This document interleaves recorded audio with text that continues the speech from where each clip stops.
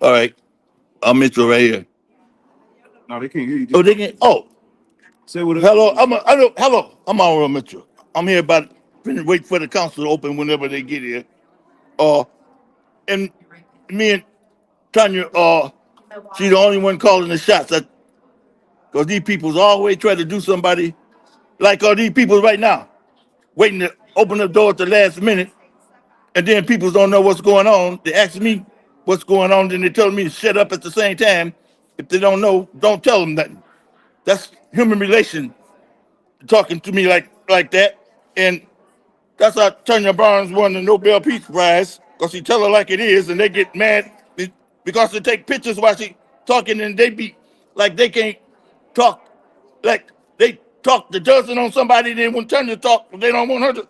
That's hypocrisy and all that stuff. And they ask her to pray a prayer, and they want to hypocrisy her prayer. That's why they have to give it to Mashak, because Mashak just pray a pure and hearted kind of woman, but she's still talking stuff, stuck talking about, but they don't want, but I don't want to talk like now. I don't want to talk for them. They can talk for themselves because there's still hypocrisy going on in here. Somebody said you was the 10th Ward councilman. Oh yeah, I'm a tip. Oh, thank you very much. But we gonna get voted in there right. I mean, what you got the right way? What is the right way? Like the march on Washington D.C. It do the president say he ain't had nothing to do with. He was finna bring the Civil War back again. The darkies already fought the darky war already. Cause when I was 3 years old, the Trail of Tears was right in my backyard, and I didn't know nothing about it until the Indians. So that's what in Georgia. And I was born on the Florida line in Georgia, Bainbridge, Georgia. And you go too far, there's a swamp down there called Pinocchio Swamp. It's the ground shaped. And so dark up in the woods. And I always, they don't want me to go up in there. It's so peaceful up, and I ain't seen an animal, I ain't seen a rattlesnake yet, but they be saying, come out of them bushes, you're gonna get bit. I say, and I end up in Flint. Because I was wondering where my mama was going up in them woods for the big old white, me and my brother. And she was up there cooking for them red nest, whatever it is, and they caught us in the kitchen. My mama kept on. And next thing you know, I ended up in Flint over on St. John Street, State Street in St. John. Well, and ended up in the gang. That's where I met Lubby Dub, the Ropers. But my brother always followed my brother. He Ropers had a sister named Collar. My brother, I think he fell in love with Collar. And Lubby Dub was beating us up because we got to get admission to the game. But Collar said, Daddy, Lubby Dub out here beating up them boys again. And my, woo-wee, make us get on the garage and jump off. I said, man, all I was thinking about them white boys down south giving me some tobacco, and they laughed so hard, and I chewed it and swallowed it, they put the eye out, and then mama, everything I do down south, I always get my brother, I be following my brother, but he went so slow, I be getting it. We never used the bathroom down south. I didn't. The only time I used the bathroom was on the Greyhound bus, I remember that. And my mama, she was laughing, had a stomach, and do number two at the same time. I remember she giggled, because I can see the bus is so old, the Greyhound bus, you can see the street from the toilet. And she kind of chuckled. And but I ended up in Flint anyway. You know when that movie called The Help, that's what my mama reminded me of. She was the truth. She she always teaches us about Jesus because she's a mama. Her daddy was a preacher. My granddaddy owned the only Baptist church in Raymond, Georgia. And she always teaching us about Jesus. That's why then they know all them boys come over my mama house next door to St. John, 5 and 10 cents store, to get us to go down the Flint River before they can throw us in the river and teach us how to live off the land. Look, and she said, go ahead, son. Yeah, but me and my brother just go ahead. Red wines and all of them on St. John, but they good people. Daryl Roper, he's still, I mean, you got me talking about Daryl, man. I better. So stay tuned. Hey, yeah, stay tuned. And see what's gonna happen. How we get our money tonight? They say this. We gonna get our money else tonight, or they gonna take it back. The country bunkers across the street, them beat your cops and everything. Just stay tuned, man. That's enough now. Thanks. Ooh. Wow. You went on, didn't you, RL? Oh yeah. What you think about that happened yesterday? What happened? You see protest yesterday? No, man, I be missing it. Where you Yes, was so at, man, RL? I thought yesterday was Sunday, man. What? I was in. Hey, what? Whoa, wait. Hey, Where you was at yesterday? hey, wait. Come on, put me back while I'm talking. What? Listen to this. Here.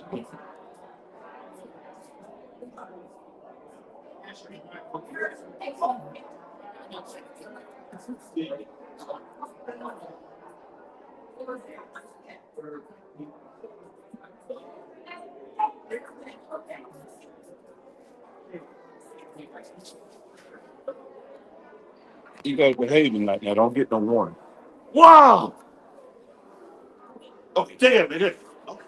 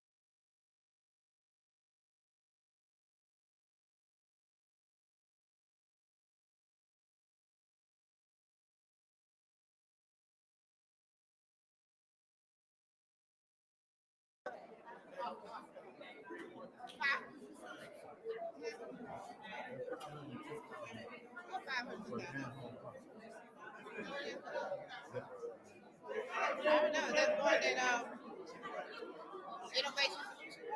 Right, the most. That's what she wrote. I don't know. Want this. Okay, want this.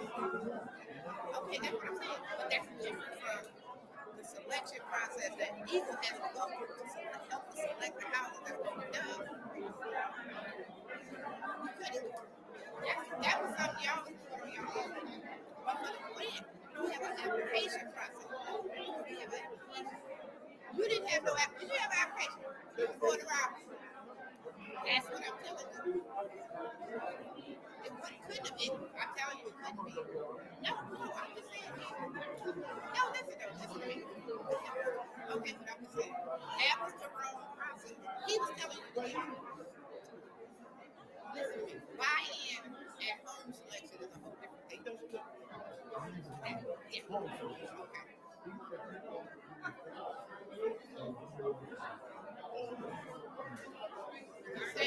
To say that. Right. Okay. But that's the state can't tell us. I'm going to say it. Let's go on that information because we have a. But see, you trying to make it seem like we didn't want to use you all.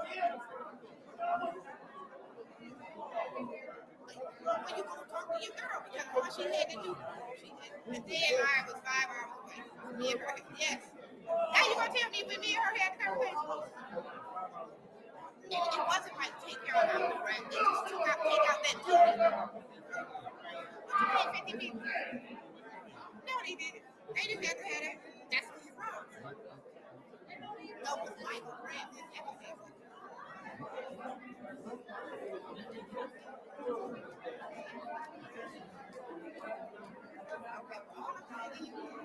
That was the only change that had to be made, and none of this would have been going on.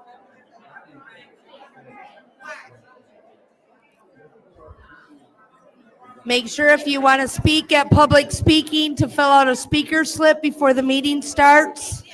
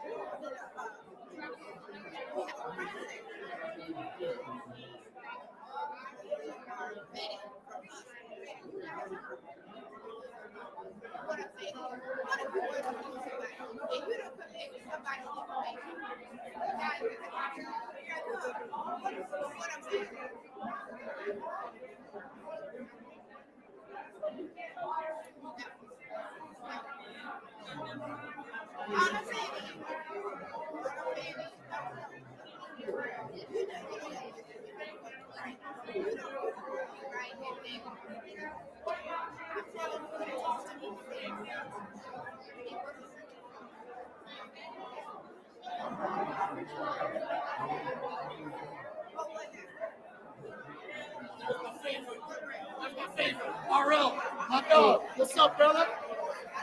Looking good. Ain't he looking good? Oh, yeah. People, baby. That's right. They're lucky I'm looking here with RL.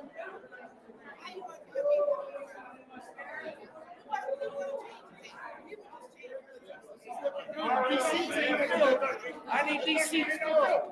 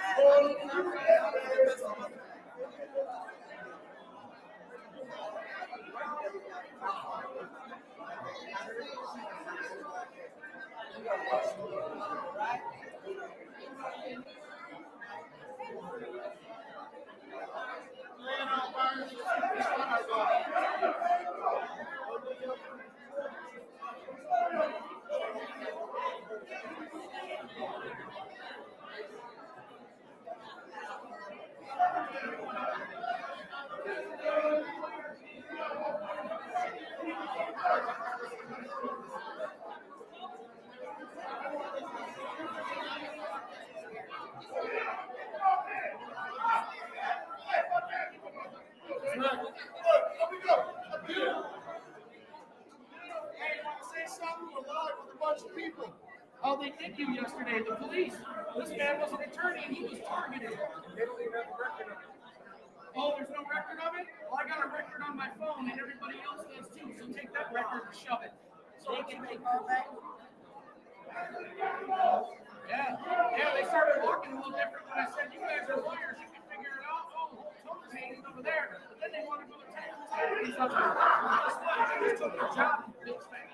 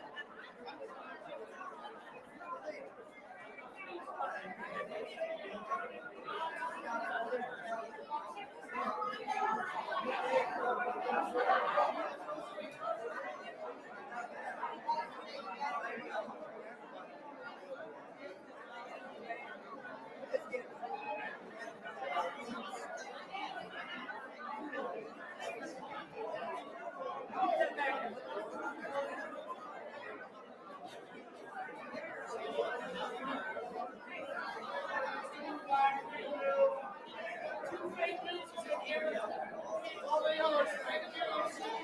Fake news.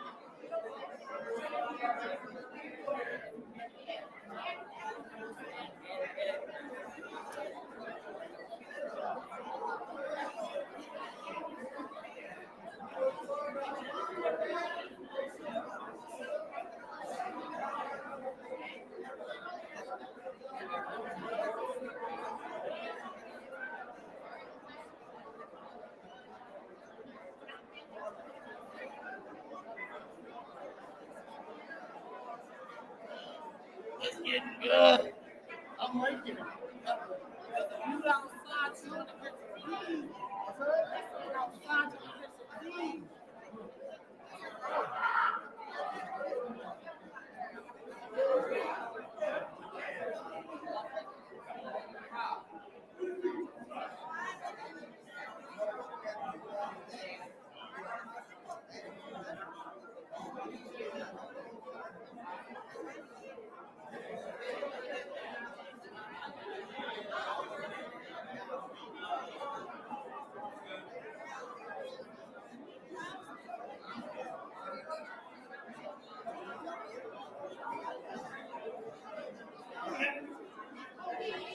Big move.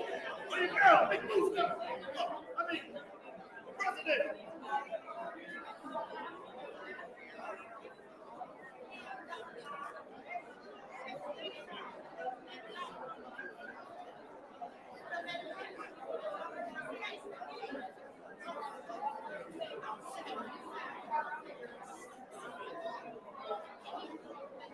Big black guy.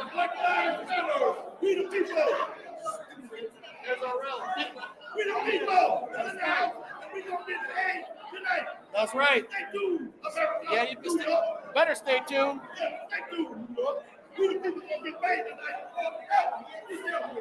Facts. Oh, here we go. You like all the new friendly faces in here? Look at all the city engaged in it now. Yeah, send your goons out to arrest another innocent man. Yeah, look at this, guys.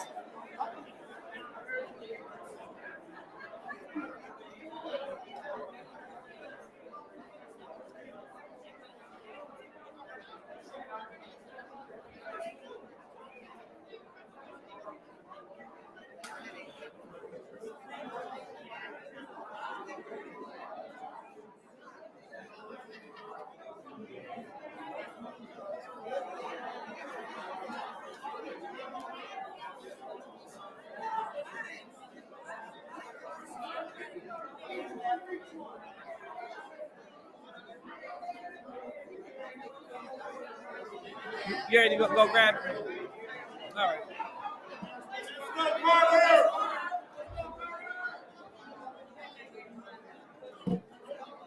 Look at this. Hey, we got each one retry. Next week,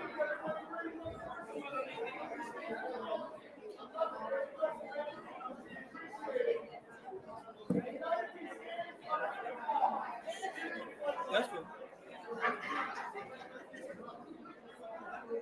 All right, you ready? All right, it's now time to start the meeting. The time is now 5:38, and this special city council meeting is now being brought to order. Roll call, Madam Clerk. Mr. El Alamin, Present. Dr. Lewis, Present. Ms. Priestley, Present. Ms. Winfrey Carter, Present. Ms. Burns, Present. Ms. Machette is not in, Mr. Pfeiffer, Present. Mr. Jarrett. Present. You have 7 members present. We have 7 members present, so now it's time for the Pledge of Allegiance. Councilwoman Priestley, could you please lead us in the pledge?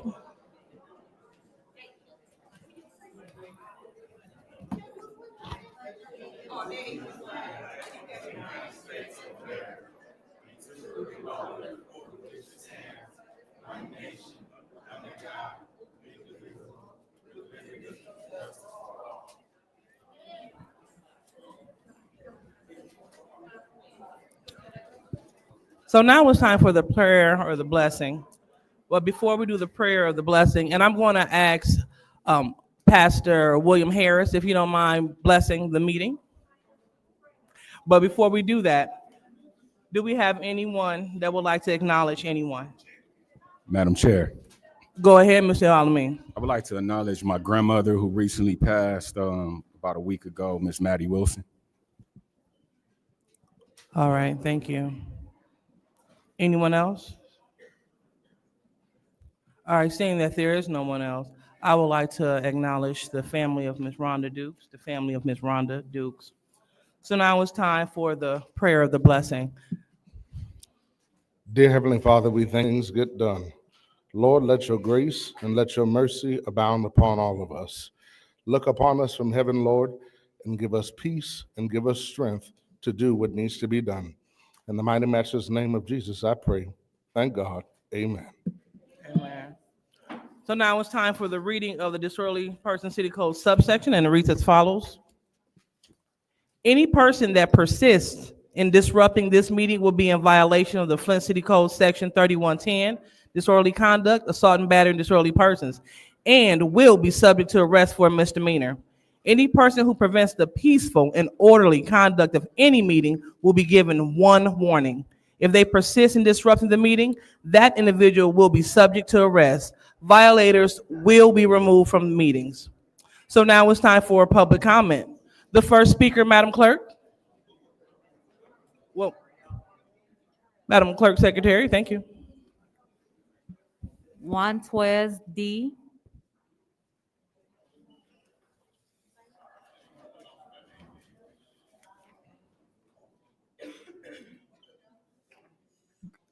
Good evening, everyone. My name is Mr. Juantez Davis. I'm the former Fifth Ward City Councilman. What I want the public to understand is City Council has two main important jobs. One of their main important jobs is to submit legislation, and the second, which is really the first, is budgetary processing. This budget, even if it's $4 million in debt, it shouldn't be passed. But if it's not passed, it is your responsibility, if that's the perception that people have, that it's a $4 million in debt. It is the perception of the people, but what City Council job is budgetary processing, and you guys collectively as a whole should be in meetings over and beyond time to put a budget together and display it to the people of how your budget look as opposed to the budget that the mayor submitted, so you can display to the people that you have a balanced budget and this budget is presented and it is conducive for the services of our city. And for the last 8 years, all I've saw is City Council campaigning. That's it. It is so dysfunctional. It's so dysfunctional that you guys can't come together on one accord to pay for the services of the city, but you continue to pass the buck to everybody else and throw darts at each other for 6 to 8 hours. That is so dysfunctional. That takes all accountability from each and every one of you, because each and every one of you are accountable to paying for the services of the city, because your number one job is budgetary processing. That's City Council job. The mayor puts the budget together, you peruse it, you vet it, you see what you like, what you don't like, but you guys has not come together as a whole, all 8 of you, and presented a budget that contradicts and counteracts the budget that he submitted. And if it is a $4 million deficit, then no, it shouldn't be passed. But where is your budget? Where is the budget that you guys can come together and put together to show a contradiction or a counteraction to what he has? Because every action has an equal and opposite reaction. But you guys has not showed your reaction. Not in writing, you have not done that. You guys has not come together on one accord in the last 8 years. All I saw was just campaigning on the people's time. You say what one ward isn't doing, what one ward isn't doing. When I was in office, we didn't go through all this. We didn't go through this. We exercised some form of decorum, and we had a lot of more professionalism. We had a lot more professionalism. And this stuff then reached all the way out in the public.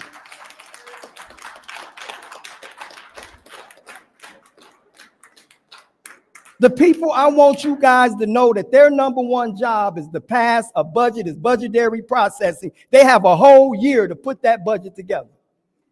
Thank you.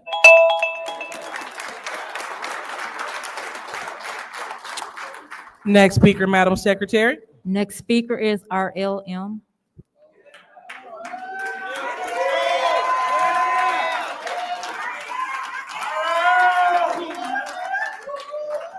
Hello, I'm R.L. Mitchell. For the record, about this water situation, there's a man used to be in here, he gone now, named Chris Del Maroni. He said those who stay would pay. I want you to know that my friend, he was in Texas the other day. He said he seen me on television. He told everybody in Texas, that's me, my neighbor. His name is Paris. I'm gonna put it out there, man. He say he come up here to get his money. He ain't no joke. My neighbor's he go, but we gonna flip the switch. He said they gonna pay we the people's our money tonight if you don't reach the budget. That's the switch of the flip. Like you plan to put it on them 2 golf courts we got in Flint. Just like Becky tried to accuse Tiger Woods for going out with the babysitter. After she he gave her a $175 million house. She didn't want nothing. She burned the thing down. We ought to get Becky to deal with this golf stuff where they pocket the money. The mayor don't want to. You got it under the mayor name in the marijuana boys over on St. John Street. Nobody getting paid but the redneck. They don't get a darky nothing. That's what the thing is all about. The color. Black lives matter, but they got to speak up for themselves. The the white boy doing the right thing. If the black you don't speak up, you don't get no money. And let the state cross the street, take pot, come over here, bushwhackers, the bushwhackers. That's what they're trying to do after the night. If we don't, they trying to say, the doctors don't know it. Azute, Big Moose, who sneezed over there? I mean, was that what one? Hey, don't be interrupting my time by sneezing. That's probably the chemicals in this coat I got on. The act of God always messing with me in the morning, time to be 30 degrees in the morning. I had to burn a fire up. I decided to keep it on. I wanted this guy to be messing with you peoples about the budget tonight. Like that bald-headed Mantel talking about 8 years. And if he can do better, we could talk about like he putting it all on the 5th Ward and 6th Ward. He ain't said nothing about Miss Priestley with the money bag. Talking about get some more cedar trees in here where we can make pills out of them. The spending on the dope boy at Detroit, they're talking about, look at Saginaw. I have to look at another city where we can take copy off of them. Saginaw ain't nothing but just like Chicago. Mayor come up here and he ain't come to City Hall. Some pop guns, talking about pop guns, selling pop guns and all that. Stay tuned, America. You're gonna see how we get our money tonight. Thank you. Next public speaker, Madam Clerk, Madam Secretary. Melissa Z.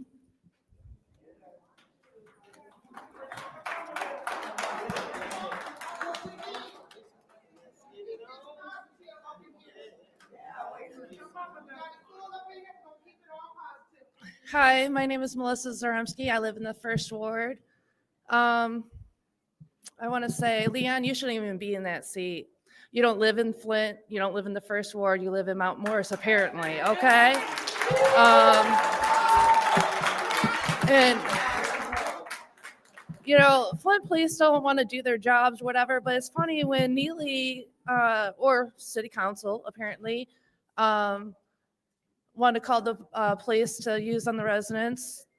It's amazing how they're highly available. Yesterday that was sad. Everyone was being peaceful and everything else. Nobody was, disobeying any laws. But next thing you know, the police come swooping in. And then they sat there and, dragged 2 people out of their vehicles. Where do you, I don't know what it takes for the governor or the attorney general or whoever to step in. But this is getting crazy. I've been, asking I've had a couple of issues with my kid. Police don't want to do their job. In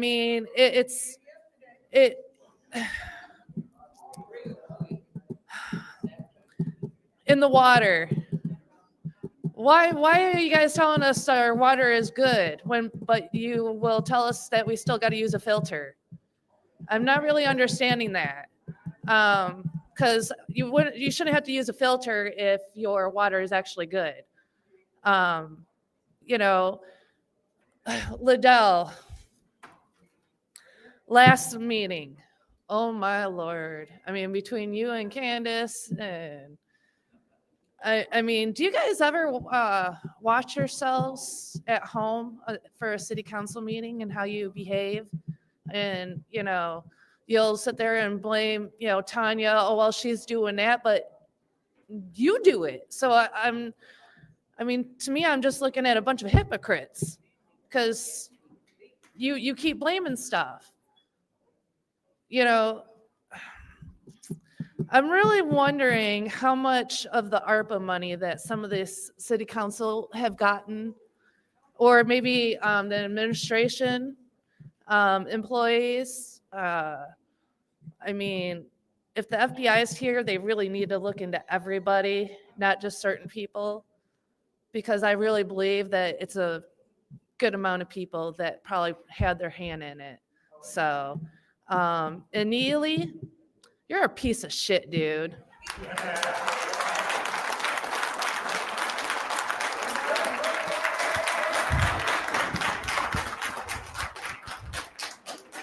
Please, Jasmine.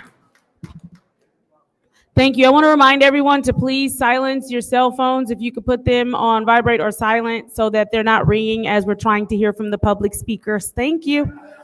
If you would please go ahead, next public speaker, Madam Secretary. Next speaker is Stanley W.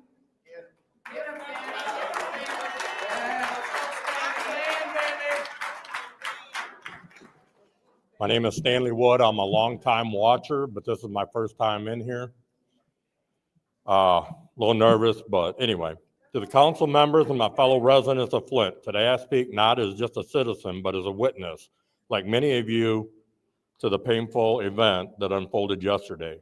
What began as a peaceful protest, a rightful, powerful cry for justice and accountability, we were met with force, and not by strangers, by our own police, under direction of those sworn to serve us, the mayor and the chief of police. Let's be clear, using the police as a weapon against the very people they are meant to protect is not leadership, it's betrayal. The city has already endured more than its share of injustice.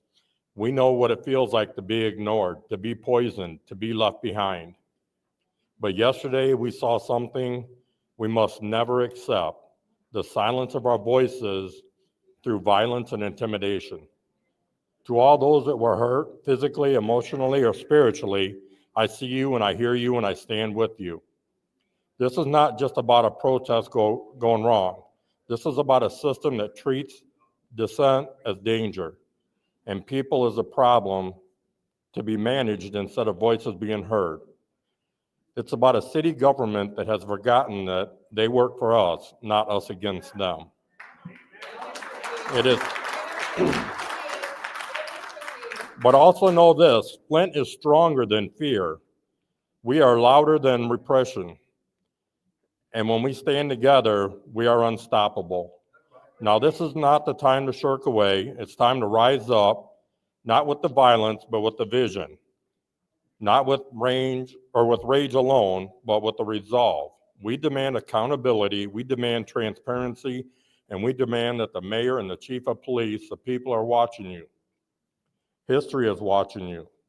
You must answer for what happened, and you must make it right or step aside for somebody that will. The people of Flint, don't let this divide us. Don't let them turn a neighbor against the neighbor. The city belongs to all of us, not just the powerful. Keep marching, keep speaking, keep building a future Flint deserves. This is not the end. This is just the beginning. I want to take my last 30 seconds and thank the council members that were actually looking up for the first few speakers. I really appreciate that. That's all I have. Thank you. Next public speaker, Madam Secretary. Valerie S.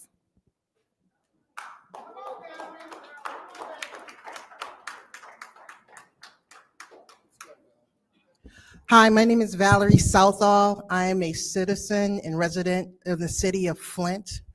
And basically, 68 does not go into 64. It doesn't. And so if you need to break out every line item, do it. If they cannot explain to you why they need this money, and if we don't have a way of getting this money, don't vote for it. If you have to stop and not pass this budget, do it.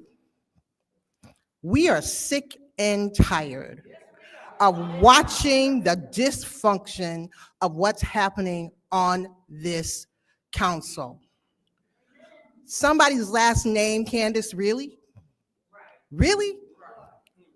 The person only has to speak 3 minutes. We only have 3 minutes to speak, and then you can go right ahead with the business of the city. We are tired. $1.5 million for the mayor's office budget? I don't think so. I know at least $1 million that needs to be taken off that line item. That gets us closer to 64. Clio Road was not voted for by this council. Since it wasn't voted for, close that.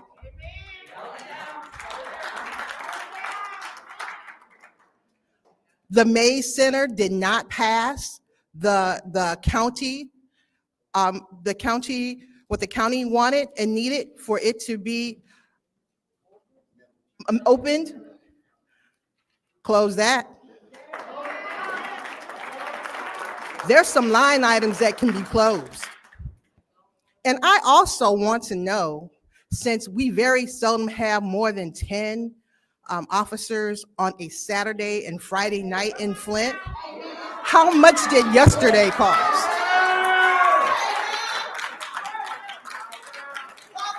If you're going to be up there, you're going to be held accountable. I don't care if we have to wait until an August election so that we have that third ward seat straight so that things can be voted correctly. Let it happen. And now if that doesn't happen, shut it down.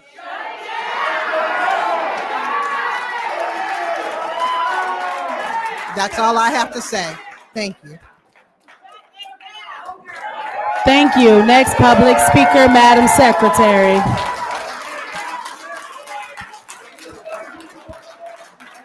Next speaker is Bethany H.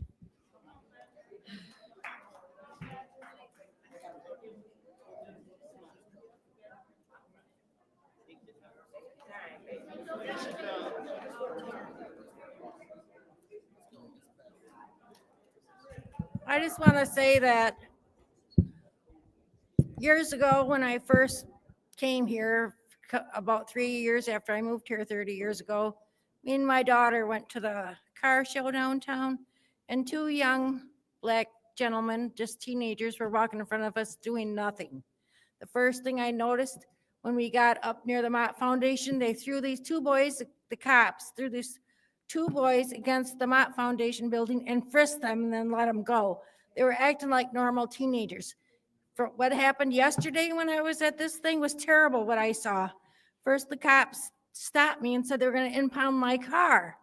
I mean, why? I don't know. I was in a procession. Nobody was blocking traffic. The police were the ones that blocked the traffic. The police.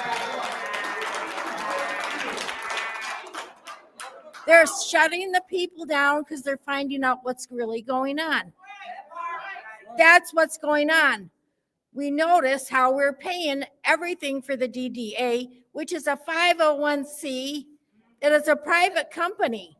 We go without city services to pay for what they want downtown.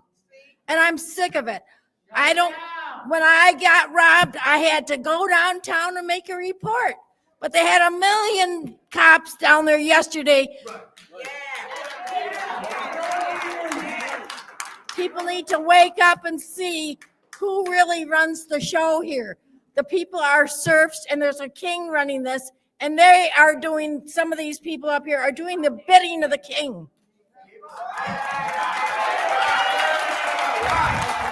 Thank you. Next public speaker, Madam Secretary. Next speaker is Taylor S.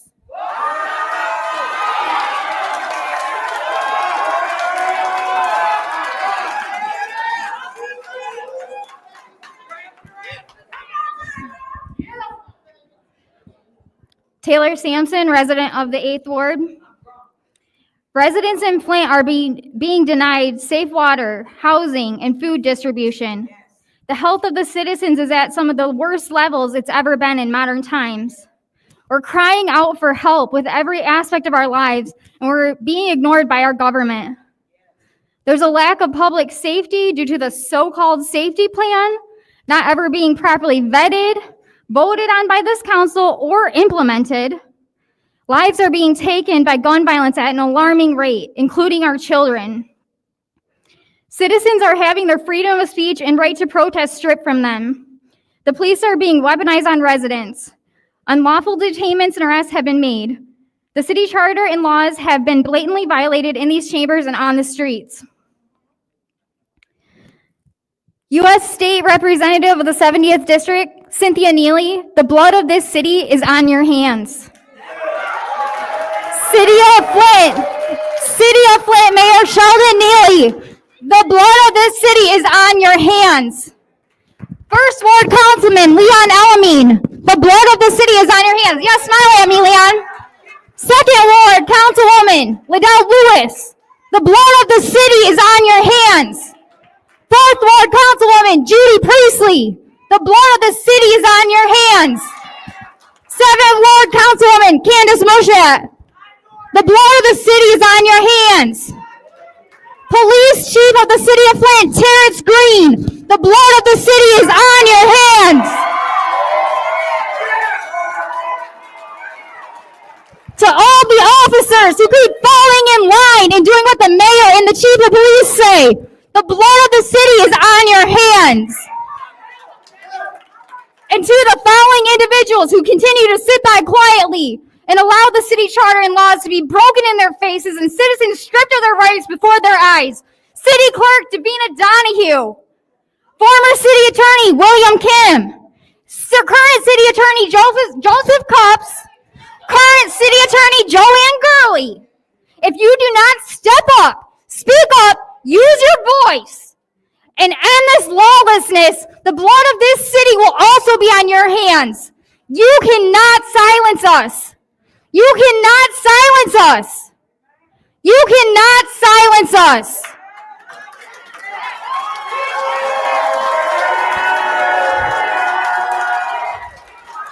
Thank you. Next public speaker, Madam Secretary. The next speaker is Tanya J.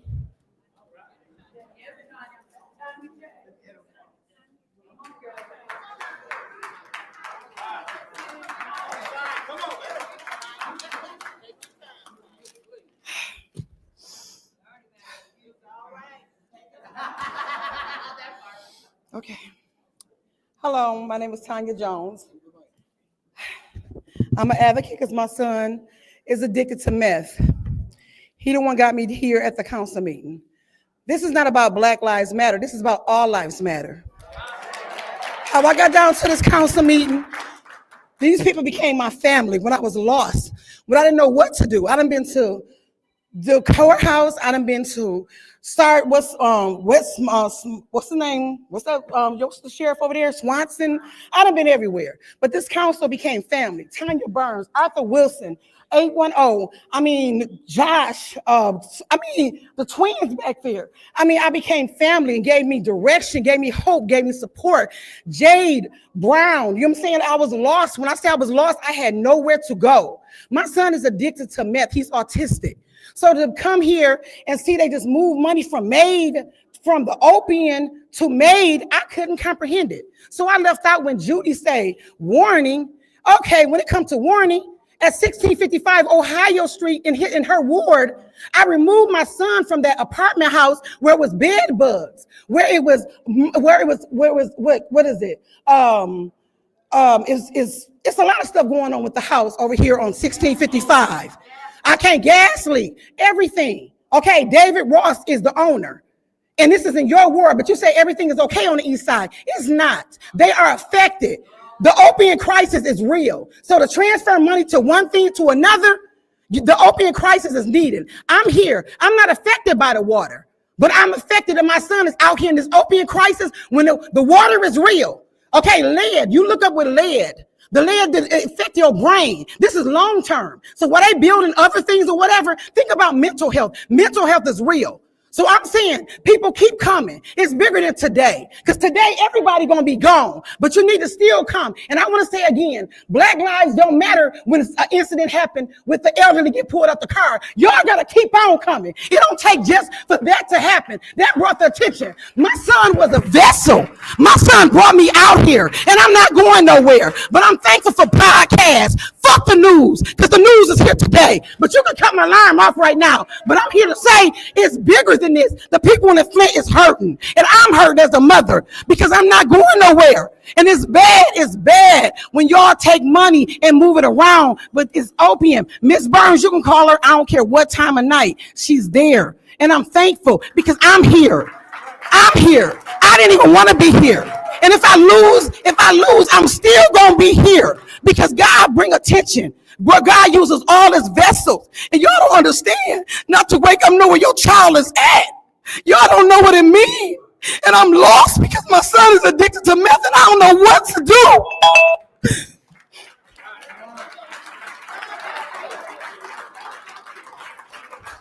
Thank you. Next public speaker, Madam Secretary.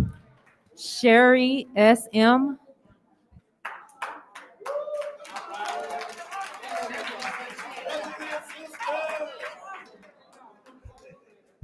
Hello, everybody. Sherry Smith McFadden on behalf of brothers and sisters of Oak Park.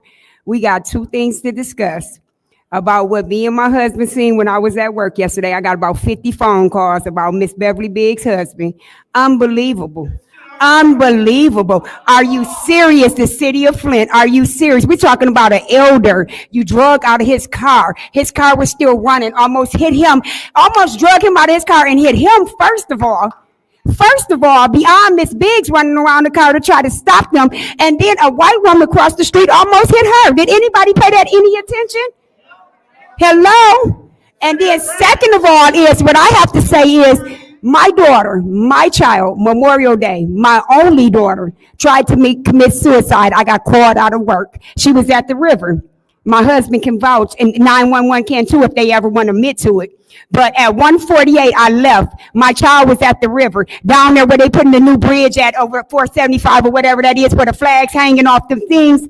My child was depressed. I called 911. I sat there for an hour. Nobody ever showed up. My daughter jumped in the river, and I had to grab her out. Can somebody tell me why all them police was down there yesterday, but couldn't nobody come save my child?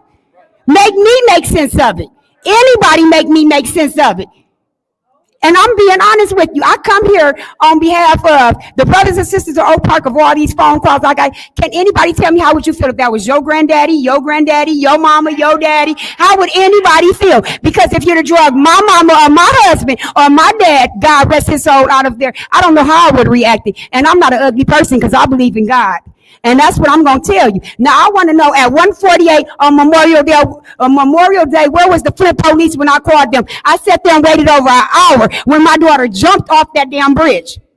Tell me where anybody was. Can somebody help me? Help me.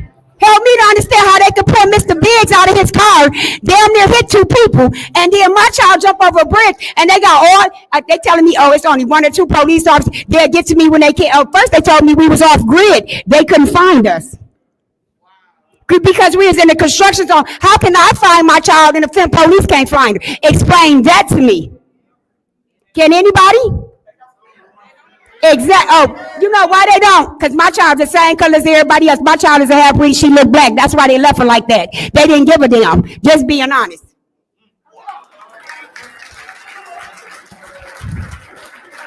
Thank you. Next public speaker, Madam Secretary.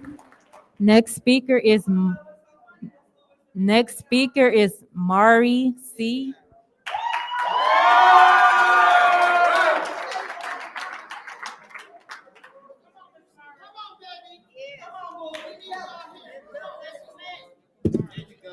First off and foremost, look up at me while I talk to you. This ain't no fucking joke. I'm Mari Copany. I'm 17. I'm a Flint kid. You probably have no idea who I am. Just know that I've sat at seats at tables with government officials around the fucking world. Even local leadership has never reached out to invite me to the table right here in Flint. In fact, none of you have ever shown up to support any events that I do for the youth here inside Flint. So when it comes to the issues dealing with the youth here, I do not trust that you have our best interest at heart or even know where to fucking begin with the youth to the city.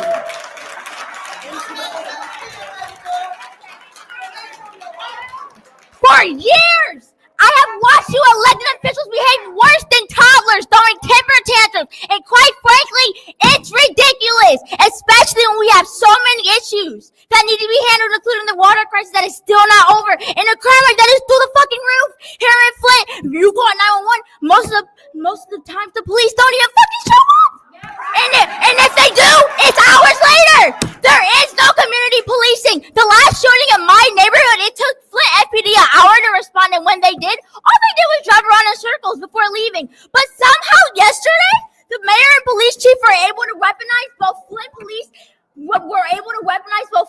and the state police against peaceful protests. protesters. Many of them were residents of our community, resulting in them assaulting an elderly resident. Why is it when we call 911 for help never shows up, but when the mayor calls, there can be dozens of officers ready to harass and assault the residents? Why is it when so many in our community suffering, the people we elected to represent us act like they don't care about us? Get your fucking shit together. This isn't no fucking joke. You act like you don't know me, but you don't remember my fucking name.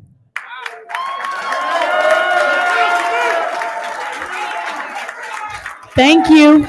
Next public speaker, Madam Secretary. Next speaker is James M.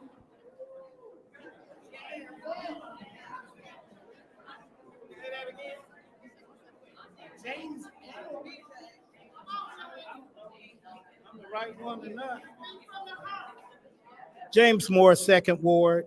I got 3 issues I'd like to talk about, and the clock has already got started. I just want to say, if the cameras ain't on y'all, I want y'all to look around at your neighbors on both sides of the aisle.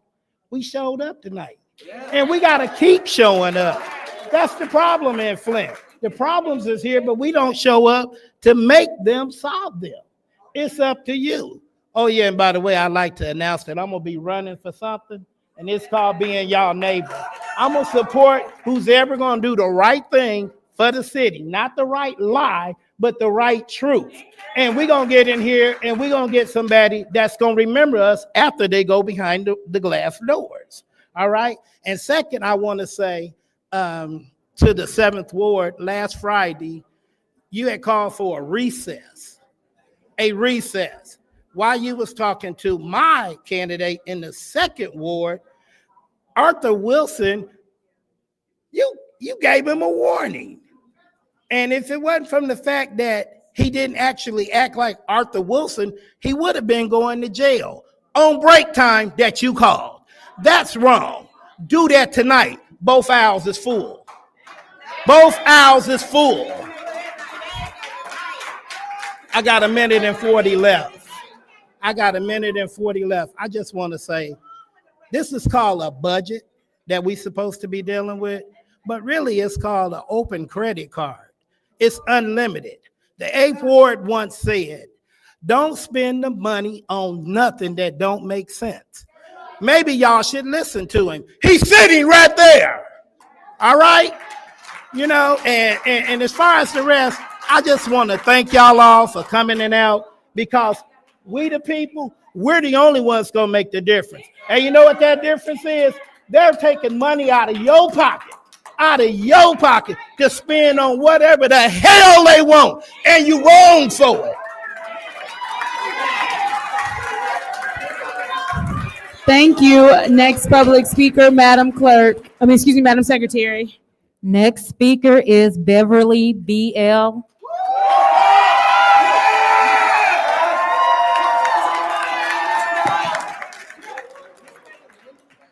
My name is Beverly Biggs Levy. I'm running for the 3rd Ward City Council seat. And I have something to play for you guys.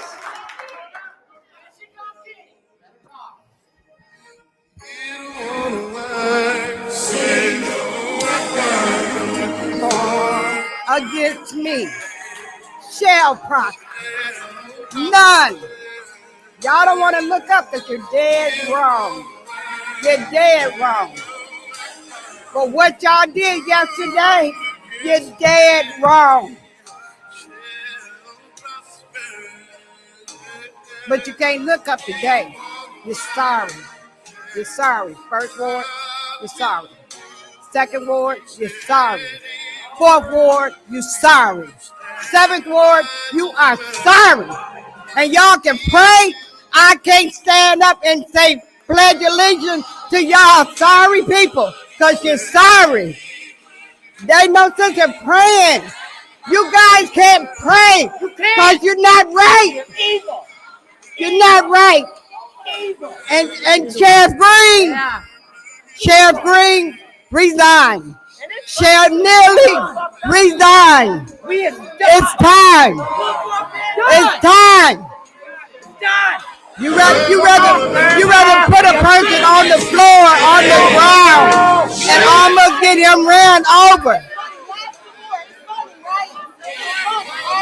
It's sad. It's sad. But you say your grandmother just passed. You say your grandmother just passed. I'm not laughing about your grandmother. I'm not laughing about your grandmother. I pray for you. I pray for you. But you guys are sad. It's time to wake up. If I don't, time to wake up. I got Lavina. Time. Oh, tell Mary it won't work. I'm a child of God. I'm not a child of y'all. I'm a child of God. A real one. You don't know the word of God. You better look it up. You better get on your knees and you better ask God to forgive all of y'all for what happened yesterday. What happened yesterday? Every one of you. So how we got as a council member and he laughing at the people, so we know. Yeah. He entered in the rest of us. Neither does this mop-head ass bitch. Listen to this,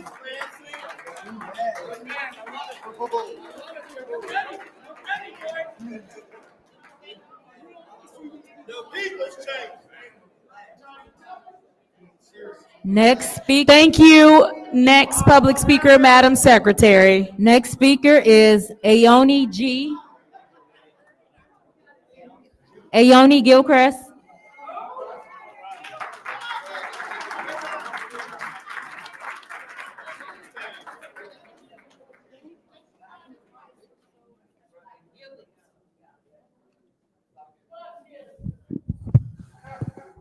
Giving all praises to God. To the council, I too raised on behalf of, on yesterday, the blatant disrespect of the people. Council, we demand a full investigation.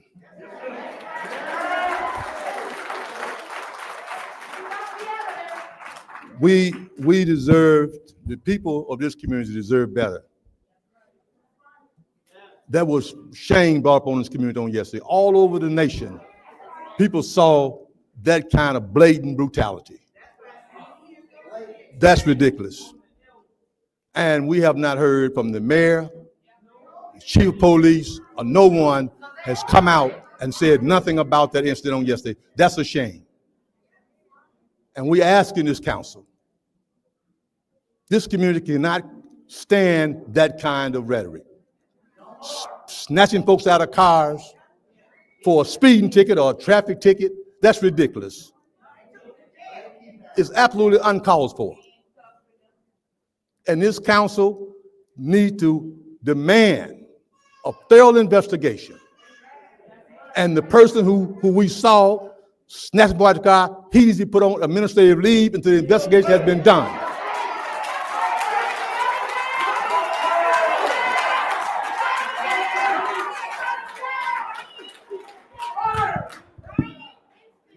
To remain set silent on something as egregious as that is absolutely ridiculous.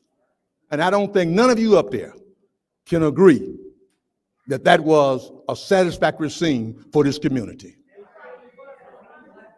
That was a shame. It was absolutely uncalled for. And the ones who to protect and to serve this community was the one that was involved in doing it. That's even worse. The police. That's ridiculous. I'm telling you, that's crazy. And we demand answers. This community deserves it. That's Kansas back in the 60s and the 70s. Only thing you was lacking was the dogs in the water. That's ridiculous. That was shameful what happened. No one, none of you up there can say that was a pretty scene. And I'm asking you. That's ridiculous. And I'm telling you, This community deserves some answers to this, and we deserve some urgent answers. Not no next week. We deserve some urgent answers, and what's going to be done about what happened. Thank you so much.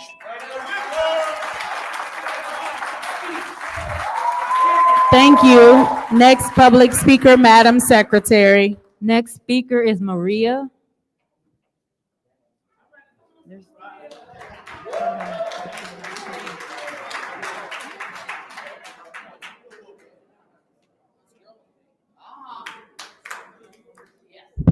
Now, I don't normally speak at these events.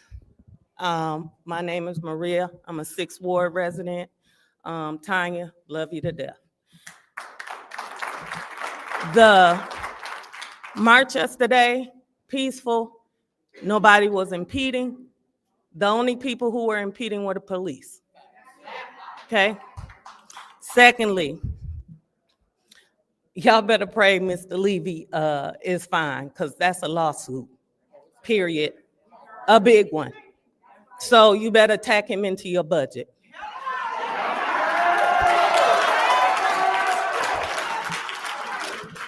I notice as well that there aren't as many police here as normal in here. I've seen one, but they're usually 5, 6, 7, or 8. I'm wondering what's going on, and everybody up here is so well behaved. I'm tripping right now. People can talk, they can yell out, they can clap, they can woo-hoo. I wonder what's different today than any other council meeting. I'm gonna leave on this note though. I say shut it down.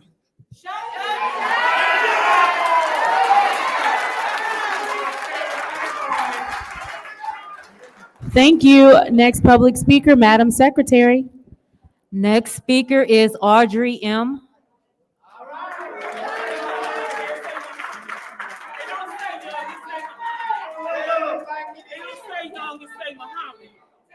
It don't say young, it say Muhammad. Yep, you right, it's Audrey Muhammad. Let's get into it, because I don't even have to talk about the police brutality that happened yesterday. I'm gonna address that at the end. But let's don't get distracted. Notice that building next to Shiloh Missionary Baptist Church been tore down. I hope they ain't planning to tear that down so that they can buy that. Was that a trick that happened from the city over to the land bank? Y'all keep your eyes open. Let me just tell you something. My cousin was found dead in a hotel out on Dort Highway a few weeks ago. Took 19 days before our family found out.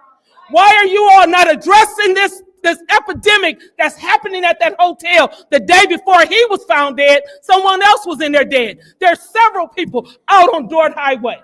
Travel in, one of them places out there, that need to be addressed. Why are the police not out there taking care of that? That's something that need to be addressed for real, for real, for real. Shut them places down if they keep having the drug addicts out there. Oh, I forgot. It's a lot of business that happen on Dort Highway, and they don't want that stuff, that activity coming out there, because the strip clubs and all that stuff out there will lose out on making their money. No, let's address it. Let's get rid of it. Y'all talking about safety around here. We've been addressing the safety problems that's been going on around here. Police antagonized me yesterday morning. State police pulled me over, told me I didn't have legitimate insurance on my car. When I showed it to them, well, can we see your driver's license? I ain't speeding. Seatbelt on, ain't did nothing. Just out there harassing people. State police, we don't want you here in the city of Flint. You don't know us. You here, or are you here to watch the crooked corruptness that's going downstairs in the city police department? Because they've been crooked ever since I can remember, since back in the 80s. That's what brought y'all here in the city. Now I gotta address something, because a letter was sent in to the school board on me by Miss Liddell Lewis. She want to address me, so I'm going to address the issue again in case you didn't hear it the first time. Liddell Lewis cursed out Pastor Thompson in the parking lot at the Flint Glory Coast Library. It was witnessed by the security and several staff members. It was reported to me as a board member, and I'm not here representing as the board. But I'm going to address you as what happened to me as a citizen. You did that, and the parents said they did not want their children coming to the library because they fear of what's going to happen down there. But you sit here and want to cause a race riot and try to bring us something saying that Dennis Pfeiffer called you a monkey. No, several people in our audience called you a monkey, but you stood up for Doug Matthews when he called us a nigger. You stood up for him and defended him. You act like you're the racist. I'm going to ask you. Because they asked me about the police. Did they stop me because I was a Muslim? I'm going to ask you, do you like Muslims? Because you keep trying to attack me. Thank you. Next public speaker, Madam Secretary. Next speaker is Sonia S.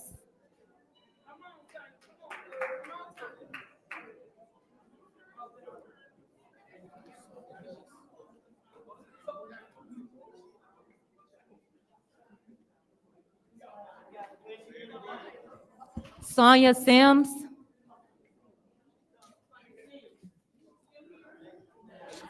Next public speaker, Madam Secretary. Next speaker is Mary W.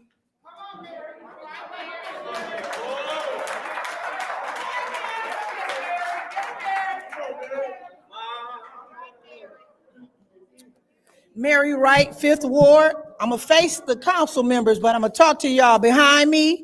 Y'all on Facebook watching, y'all on TV watching. The crowd we have here today, we need y'all support. Not just today, we need y'all support all the time.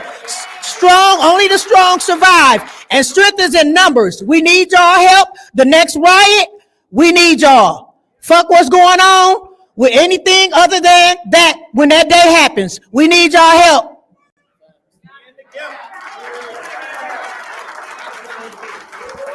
Thank you. Next public speaker, Madam Secretary. Next speaker is Papa Wilbert, Jay.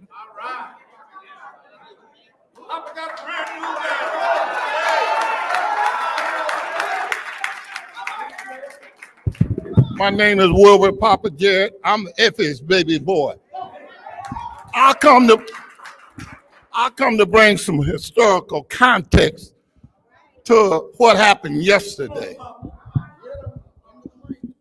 1937, the sit-down strike, peaceful demonstration was right here on Saginaw. The building is still there. The old Fisher Body Plant started the UAW, 1937.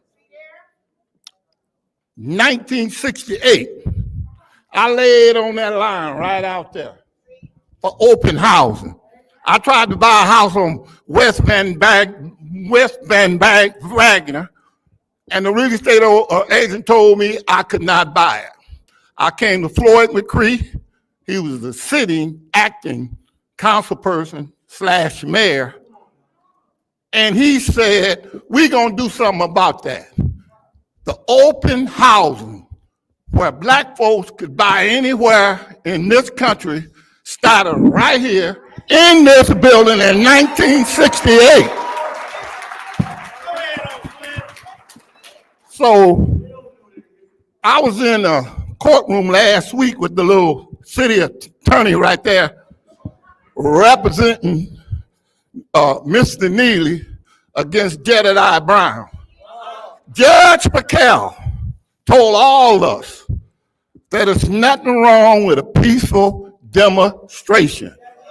He threw out the case. They tried to get Jedediah Brown barred out the city of Flint, barred out of the city hall, barred out of calling him, barred out of texting him or writing a letter. Judge McCall read the federal law. Says nothing. As long as he's a public official, he can come to Neely's office, he can write him, he can call him, he can cuss him out, he can do anything because he is a public official. And threw the case out. Neely used the city attorney to fight against us. He used the police to weaponize to fight against us. And my last quick comment is to my nephew. I love you, son. I love you. You've been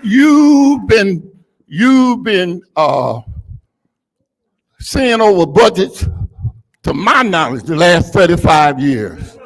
You know not to vote for a budget that's not balanced. I don't have to tell you what to do. You know that.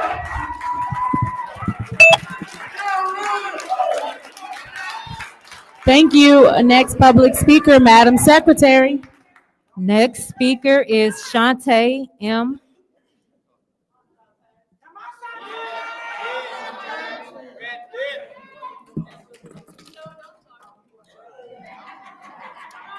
Good evening, everybody. Flint residents, good evening.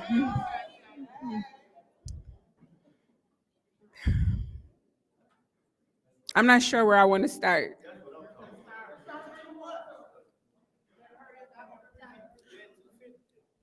In 2021, my grandmother, my uncle, and my uncle's girlfriend, they died in a house fire. That was in Burton. And then in 2022, my cousin sat at a bus stop and he died of an overdose.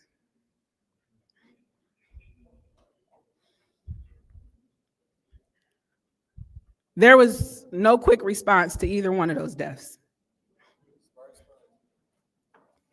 The investigation for my grandmother took months. And yesterday, we seen the police move faster than they have to any deaths that's been happening. People's kids dying and being shot. Overdoses happening, so many things happening where people are calling 911 and not getting the response.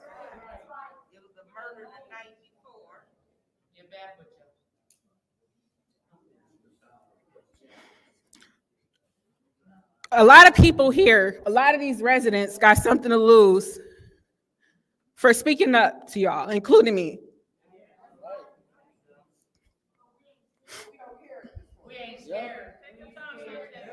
But we're not scared. Miss Tanya, thank you for not being scared. Miss Winfrey, thank you for not being scared. Mr. Jarrett, Mr. Pfeiffer, thank you for not being scared.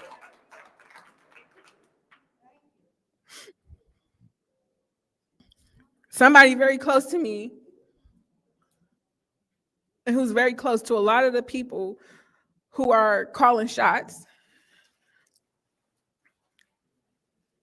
threatened me and said that I could lose my custody case and lose my kids because I'm here.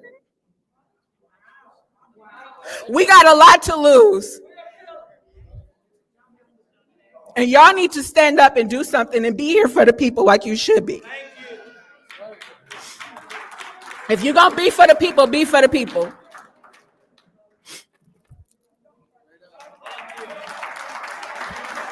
Thank you. Next public speaker, Madam Secretary. Next speaker is Miss Taylor.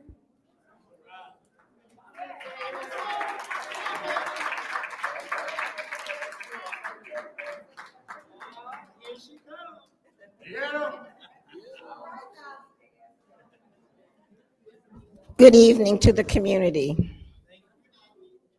My question I want to start out with tonight is Neely scared of the third ward election? He called a full police force unit on peaceful protesters, and I'm one of them. And I am 80, I soon will be 82 years old. That's tyranny. That is tyranny. I want to know how much did it cost yesterday for that many police officers to show up? I also want to know, the mayor wasn't absent as he often is, but he had an event at the last minute at Bluebell Beach. Were there any police officers there harassing those people? and his name on the garbage can is a budget item? Is Flint having a Mississippi lynching right here in Flint right now with Ward 1, 2, Mrs. Levy, or 3rd, or Dumas, in your Priestley, and the 7th Ward council person? There are 7 Ward council people here. I want you to know this is never the demeanor that we see from her. Never. And don't be fooled. The council can't ask for an extension for a budget, but don't pass it. Not until they do. If we want to shut it down based on the tyranny that occurred to us yesterday. Mr. Levy, I apologize because these people in Ward 1, the mayor, Liddell, Priestley, and the 7th Ward woman, they don't have the stamina to apologize to what happened yesterday. And disfund the Ethics and Review Board. I see their chair or ex-chair or whatever he is. Get rid of that. ARPA money was spent for campaigning. And where does Leon what's your name? Live.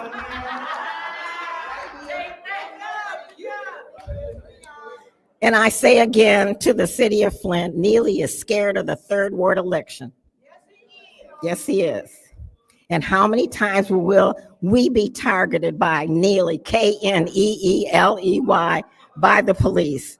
And I want the city clerk to stand up to these people. I want the city attorney to be our city attorney. Remove every budget item possible. Thank you. Next public speaker, Madam Secretary. Next speaker is Jason D. Jason Dye.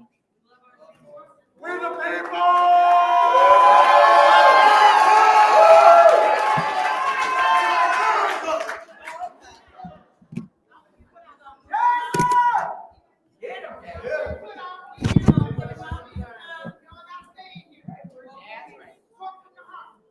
About you. All right. Flint, we're here to shut it down. Check this out. You ready? Public statement to Flint City Council, May 29th, 2025, from Jason Dye. For the record, this is going to court. Request for immediate budget pause pending financial integrity investigation. To the City of Flint Council, tonight, I respectfully urge this council to pause all acceptance, approval, or allocation of budgeted funds received from Genesee County until a formal investigation is initiated into longstanding financial misconduct identified in Plant Moran's publicly disclosed supplemental audits. For nearly a decade, these audits have repeatedly cited material noncompliance with federal laws and regulations, apparent mismanagement of federal grant dollars, persistent findings that were not escalated or resolved. Law for the Layman personally served the auditor of Plant Moran on video, April 2025, with a formal request to inspect the records because I believe their firm breached its fiduciary duty by failing to escalate what appear to be criminal-level financial irregularities. If this council proceeds to approve a budget funded in part by potentially tainted or misappropriated grant dollars, it risks enabling violations of federal fiscal accountability rules 2 CFR 200.339343, exposure to state liability for neglect or misuse of public funds, e.g. MCL 757 or 478. further erosion of public trust at a time when transparency is vital. I respectfully request that you immediately pause the approval or appropriation of Genesee County sourced funds, initiate or demand a third-party forensic audit of all flagged grant programs, ensure full public disclosure of investigative results before future budget action. You have a legal and moral duty to act. Thank you for your immediate attention and service. This message is courtesy of my education in civil rights and is protected by law for the layman and its content created for situations just like this where we the people need a voice. Hashtag Dustin Onvachak, constituent, Flint resident, submitted May 29th, 2025 at Law for the Layman for public statement use only. That's my legal genius, guys. Good luck. See you in federal court, baby! Everyone. Thank you. Next public speaker, Madam Secretary. Next speaker is That middle Claire. finger was for every one of you except Next speaker is Claire McClinton.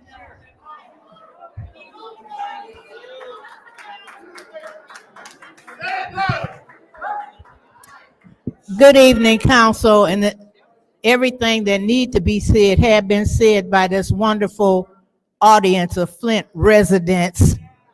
And I want to jump on what Papa Jared said. Residents that have inherited a reputation of fighting for social justice.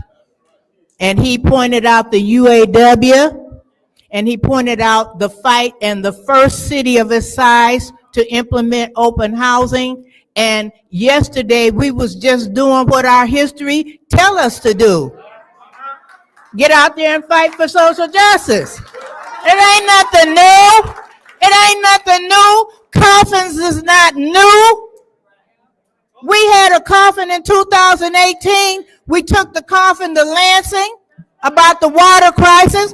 When we was in Lansing, we was at the Capitol with the coffin.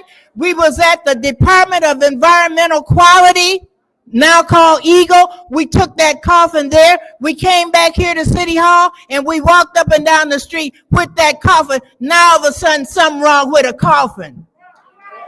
All of a sudden something wrong with a coffin. And the other thing is this, the organizers who organized the march yesterday, they did everything they could to guarantee they was not breaking laws. Walking on the sidewalk, making sure you wasn't on private property and all these things, trying to be careful just to make sure you got your voices heard. We still got a water problem. We still got below standard of living for this city where the union was born. And so I just want to say another thing that's been made of is that, well, it's outside people, and let's not be fooled. That those incidents were targeted. They were targeted. You have targeted Jedediah Brown. You have targeted Miss Beverly Biggs Levy. You have targeted her husband, and in the consequence, other residents got caught up in the targeting. Like Miss Gwen Wofford, a retiree from the Buick, never been arrested a day in her life. What's she doing in handcuffs?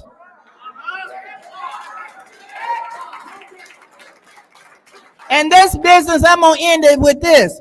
This business about, well, it's outside people. Well, dog, we done had outside people here for years.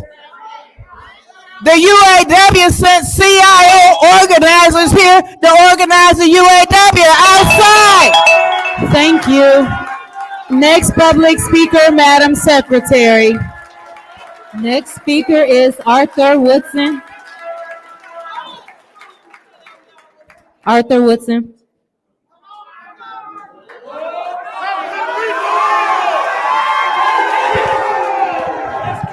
Good evening. Good evening. Hey, let me start by saying, if we're going to talk about the council, we got to point out the council. We got to call names. Leon Elamine, Liddell Lewis, Judy Priestley, Candace the Joker. Y'all ain't shit. Call it out. Call it out. Don't say all the council, because the other four is fighting for the people. So why are we fighting against them? We can't do that. Let me start with the budget real quick, because I'm going to take my time with the protests yesterday. But all you that wasn't here during the water crisis, Mayor Weaver had a budget of $326,000, and she was everywhere trying to get 95% of the service line done. This little pale motherfucker, $1.5 million. $1.5 million, and he can't even complete 5% in 6 years. What the hell do we need $1.5 million for? Don't pass that budget, man. I just gave y'all an example. They wouldn't even amend it to give him the same salary or budget that Mayor Weaver had. But then he's going to say, I can use one line item veto. Guess what, ignorant ass? You sent a bulk budget of $1.5 million, so you don't have a line item because it's a blank check when y'all pass it. So he can't veto nothing. Don't vote for shit unless they amend it. Now let's talk about the protests. And I'm gonna try not to get too emotional, but this is not 1963 Birmingham protests. This is Flint, Michigan, 2025. We tried to tell y'all when the Mitchell boys died on Pulaski Street, and Sheldon bitch ass lied and said this is a political suicide. We tried to tell y'all when the state troopers shot Rashid 10 times in the back. We didn't do shit.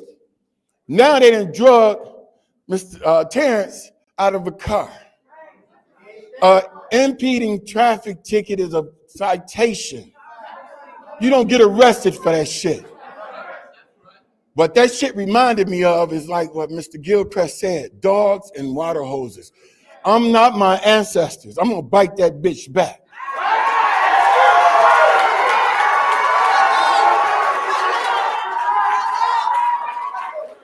Y'all just don't get this shit, man. Y'all have took and weaponized the police to where we don't even like them no more. Judy, you're a fucking Republican. You thrive on the Constitution. And you sit up here and help them violate our fucking rights. You ain't shit neither. Thank you. Next public speaker, Madam Secretary. Next speaker is Xavier. Xavier?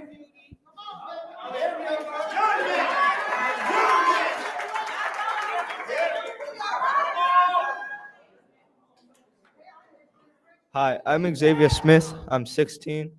I was in the protest yesterday trying to get but better water for us to, drink instead of drinking pee, unlike you guys want us to do. But yeah, what if the car hit a civilian and killed them or something? You guys wouldn't have done anything. You would have just pushed it off. And what if you guys were just minding your own business protesting and you just got yanked out of your vehicle for no reason? You guys wouldn't have liked it, would you?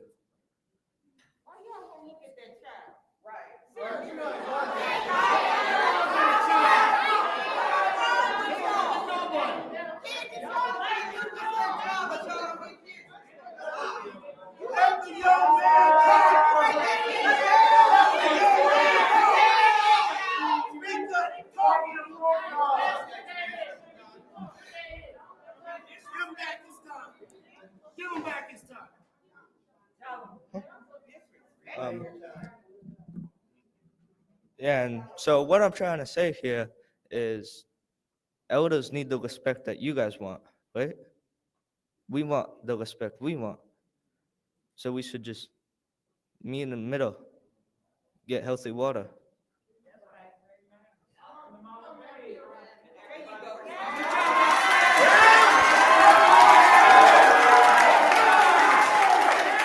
Thank you. Next public speaker, Madam Secretary. Next speaker is Elena Smith.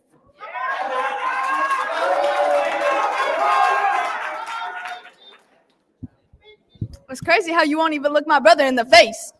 Yeah, I'm talking to you. Because how is you going to have all these kids out here running around drinking dirty water?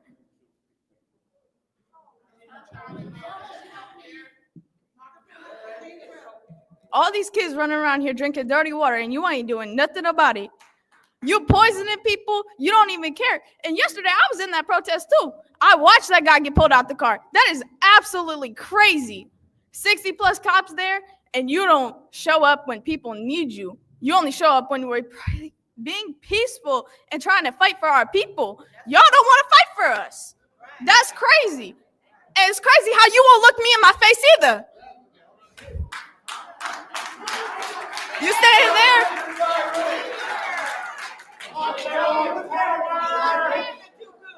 It's crazy.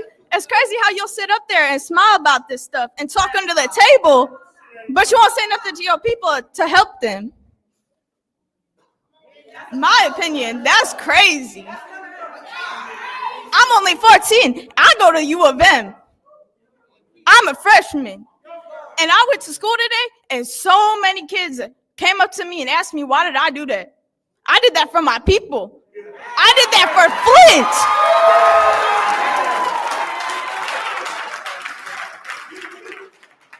It's crazy how all these kids are scared of cops and everything because they won't come and help, or they rip people out their car when they're trying to be peaceful too.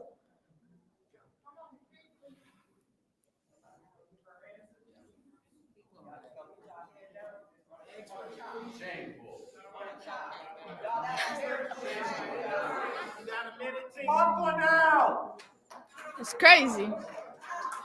I got 2 little sisters. I don't want them getting sick over the water. And it's crazy that we have to go buy other water to drink just so it's safe. Yeah, and a high water bill. All these people are out here trying to fight for the people, and you guys are trying to fight against the people. Y'all should really come together and try and fight for the people, not against the people.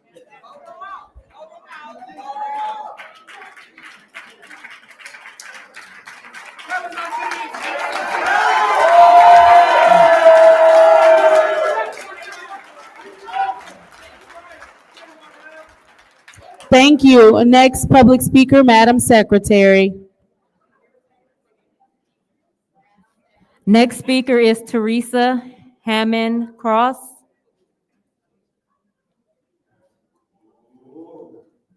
Teresa Hammond Cross.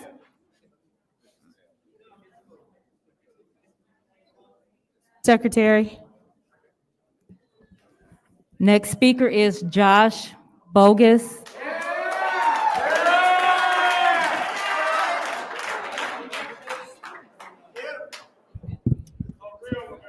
Well, wow. I got a family full of service members. These are real dog tags on my arms. That was disgusting yesterday. Disgusting. There's a real Marine. He watched it. I'll bet he was disgusting. I bet he puked in his mouth. Where's the badge numbers? What are you doing? State police. You know how many state pigs were out there? They're pigs. I'm not going to call them cops. I'm fucking pigs, dude. Liddell, why is your name running around this as putting out hits on people? I don't know this, but this is the rumor I'm hearing out here. You know, I hear names like Larry Green popping up in the middle of this, putting these names out here. It's funny.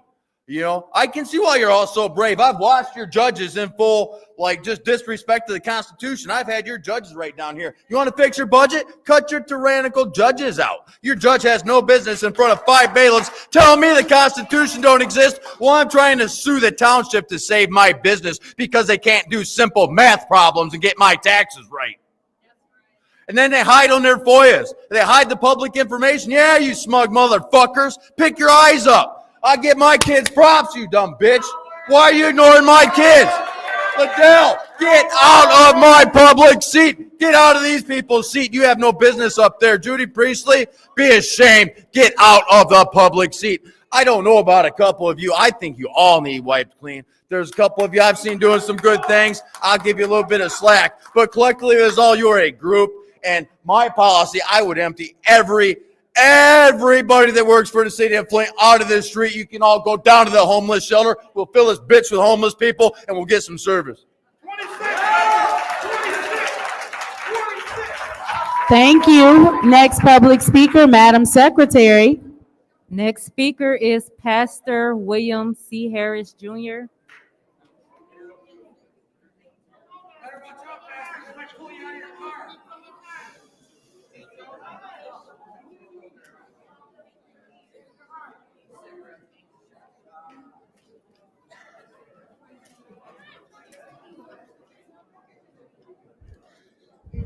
Good evening.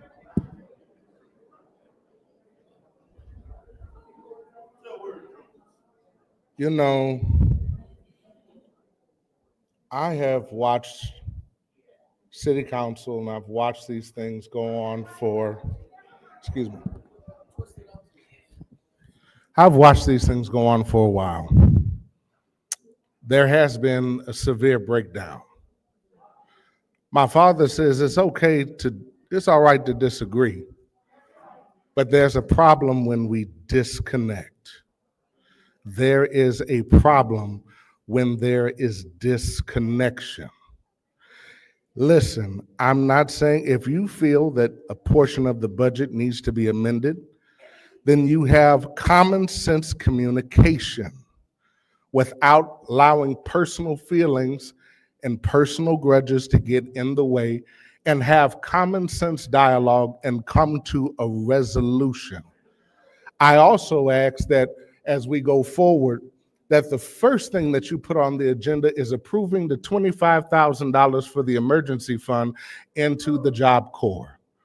There are so many children now that are displaced and that are now homeless because nobody read the playbook of Project 2025.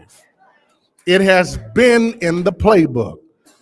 Also, I'm asking this council, please, please, please, tonight, come together. Do what needs to be done. I'm asking everybody to please come together for both sides to do what needs to be done in order for the budget to be passed. Because you guys are already in violation of charter since October the 30th. And I'm just letting you all know that this will be a further egregious breach of the charter. Listen, things need to be funded. These people need things to go on as far as when it comes down to the community, when it comes down to needs, when it comes down to sidewalk repair, when it comes down to basically having pipes fixed in the street because they're old and dilapidated. Listen, all I'm asking you all to do is just come together, pass a common sense budget so that we can move forward as residents of this great city. Amend it if you need to amend.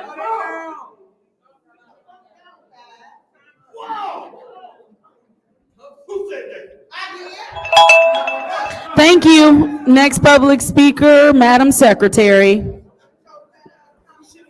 Next speaker is Michael Doan.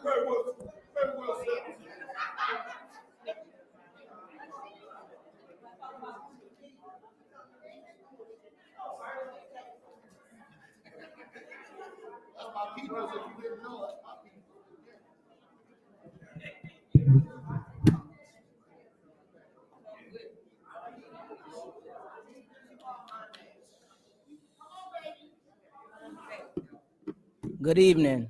My name is Michael Doan. Some of y'all may know me. I am the former president of the Board of Review. I wasn't gonna come down here and say much, but when I saw those videos going around the internet, Flint is looking like a laughing stock all over the world. All over the world. Literally. I mean, what are y'all doing? Do y'all even know what y'all doing anymore? Do y'all? Literally, I want to give thanks to some of the council though. Jerry Winfrey Carter, I want to give thanks to you. Tanya Burns, I want to give thanks to you. Mr. Pfeiffer, I want to give thanks to you. I've been seeing y'all actively letting the community know what's going on down here. You got a lot of these other people that just going with the mayor, going and doing what he say and not really vetting nothing or doing what the constituents that got them here want them to do. Judy Presley, 4th Ward, I'm talking to you. Yeah, please look at me because we didn't have a number of conversations. I'm in your ward. I've contacted you numerous times about putting somebody on the Ethics and Accountability Board, but what do? When my mama passed last year, the mayor, Judy Presley, and the assessor's office cooked up something to get me out of my position just because I was down there asking too many questions. And then want to say some of the council don't agree with putting me in the Ethics and Accountability Board. Why? Because I'm not white? I have a recording of her saying, oh, I've tried to put a white guy down there. Nobody wants to put him in the seat. Oh, what? Because I'm black, I can't serve on the Ethics and Accountability Board? Because I'm in your ward? Best to believe we're going to get your ass out of that seat just like we did Kate Fields. I promise you that. I promise you that. I promise you that. Just because y'all think the 4th Ward is predominantly white people, I promise you I will work hard to get your ass out that seat just like I did Kate Fields. And you know it. You know it because you helped me. So now it's time for your ass to go. I have my son that's 11 years old that's a victim of the water crisis. And what do y'all do down here? Y'all just write it off like it ain't shit. I'm tired of coming down here trying to be nice. I'm tired of trying to sit in the back, wait for y'all to do what the fuck is right, but it's not working. If we done been through three councils, like, oh, maybe this time we'll get it right. Oh, maybe it was Eric the problem. No, his ass is gone, and rest in peace, Eric Mays, because he did what he can for this council, but now it's up to y'all.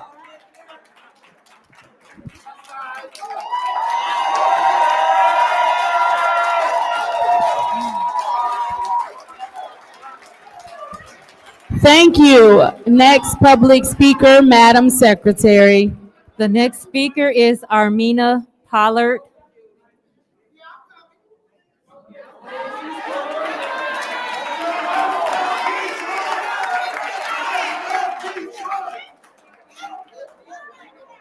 Yeah, my name is Armina Pollard. Y'all know my address. You know where I live at. But I got a problem with you, Judy, Liddell, Candace. Y'all sit up here talking about give these people who be coming and get some money, talking about they want to help their children. But we just heard some expulsion shit from a child that's trying to make something of himself instead of being in the damn street shooting somebody. So at the end of the day, y'all shouldn't pass shit. Because all them people y'all let come last year, 23, 24, and this year, asking y'all for money, but ain't nobody bring y'all shit to show y'all what they did. They ain't bringing no paper. How many times that one man, he ain't got no hair on his head? How many times he came up here and asked for money, but they ain't never got no paperwork? And then Judy, you need to resign, baby, because you don't know financial at all. You need to let Dennis have it, which is my brother. And then Jared. They both is smart as hell. And then y'all got a nerve to talk about them. That man had death in his family. But y'all didn't say shit about First Ward that Miss Autumn Day. He had death. He mentioned it now. But y'all was dogging them, everybody out that wasn't coming to the meeting. So my thing is, the other four, don't pass shit for them. Until they stand for the people of Genesee County. That means everybody. Because we got to save these kids. Y'all talking about y'all love the kids. You got so many people that came through here since 22, 23, 24, talking about they got these programs for the children. But have y'all been in any of their buildings? Have they showed y'all proof? Have they had y'all do a walkthrough to show y'all what they doing with the money? No, y'all didn't. So why is y'all giving free money to motherfuckers that come and want money? Just tell y'all and y'all pass it. Because y'all part of that money. Because you're probably getting a cut out of it. And I wish you would threaten me. Because, see, I ain't scared of none of y'all. Do you understand me? Because, see, at the end of the day, I'm covered by the blood of Jesus. So you don't scare me. And quit threatening these families. Quit threatening them, council. Y'all know who y'all is, Liddell. All y'all. Y'all know who y'all threaten. Quit threatening these kids. And that's a shame and Judy, how y'all did that young man. So y'all really trying to push him to the streets?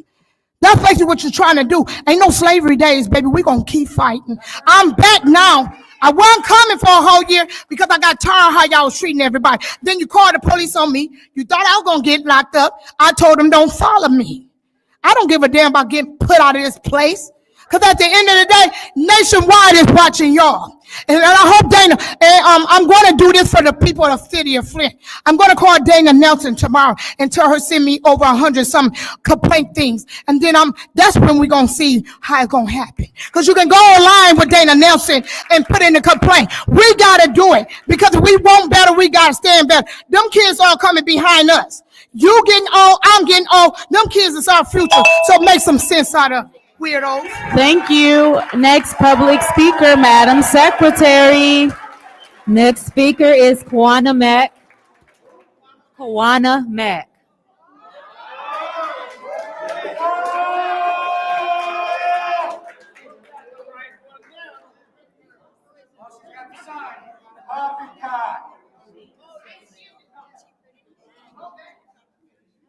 Hello. Man, oh, I feel so good. The people are tired, and look out here. We ready to fight. Leon, Liddell, Judy, Muschetti, we tired of y'all. You hear me? People, the reason why they can't do anything else for us is because they're too busy stealing. That's all they doing. And then they right with Mr. Mayor Neely, making all this noise and causing all this trouble. But when you pull the cover back, what you see, a little pipsqueak pushing some levers. You hear me? We ain't afraid. I ain't afraid. I'm just ready to get y'all gone. And I'm going to tell you, Rolls Royce made it. Mary J. slayed it. Y'all going down. And I'm going to be around to see it. You hear me? Hey, can you say perp? Walk. Miss PhD of sociology, who's not social. Mr. Ella Elamine, who's not a Muslim.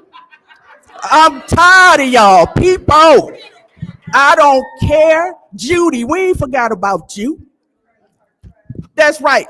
Hey, can y'all say audit? And you know what? Let me say this.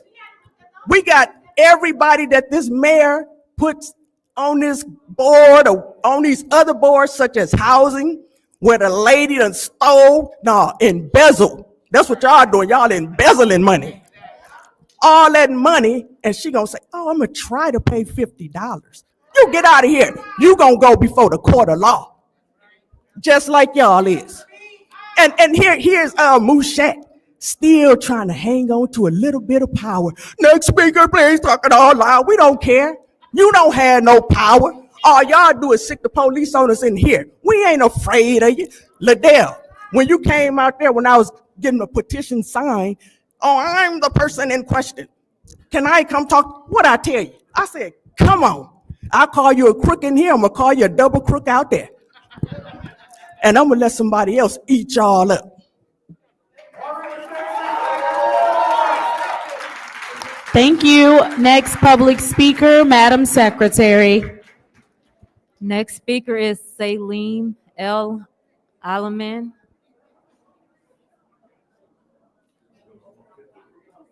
Salim.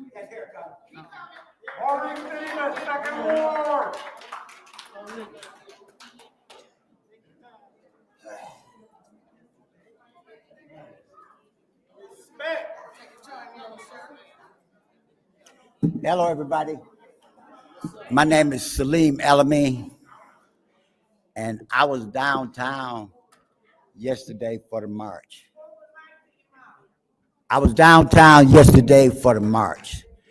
And it was horrible. What it was, I'm gonna describe it to you. It was a drug bust. That's what it was. Because a drug bust is like when the cops set around the corner. You know what I mean?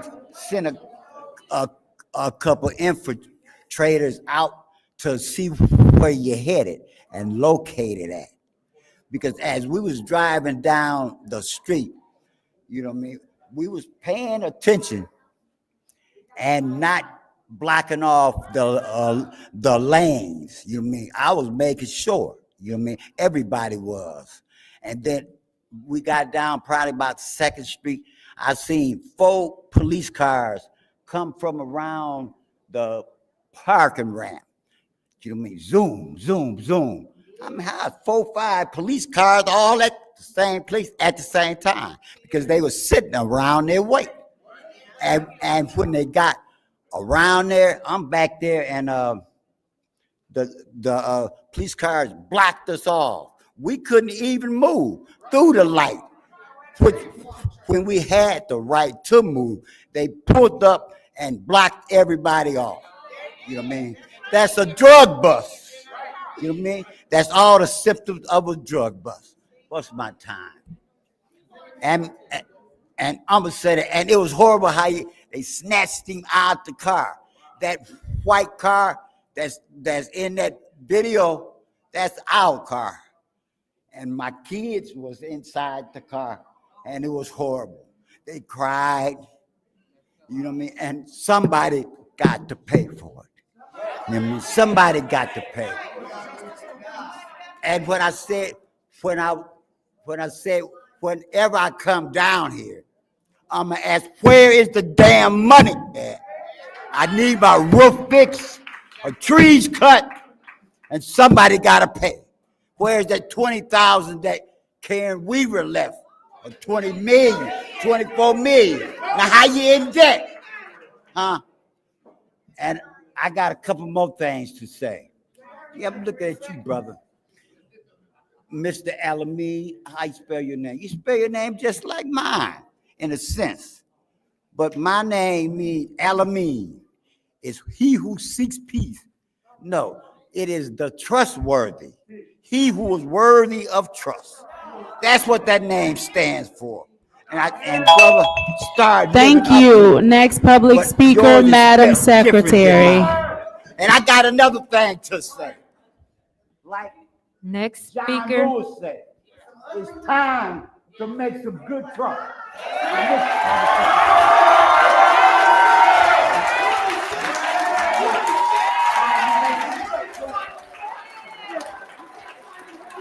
Next public speaker, Madam Secretary. Next speaker is Hanifa Elamine. Next speaker is Hanifa Elamine.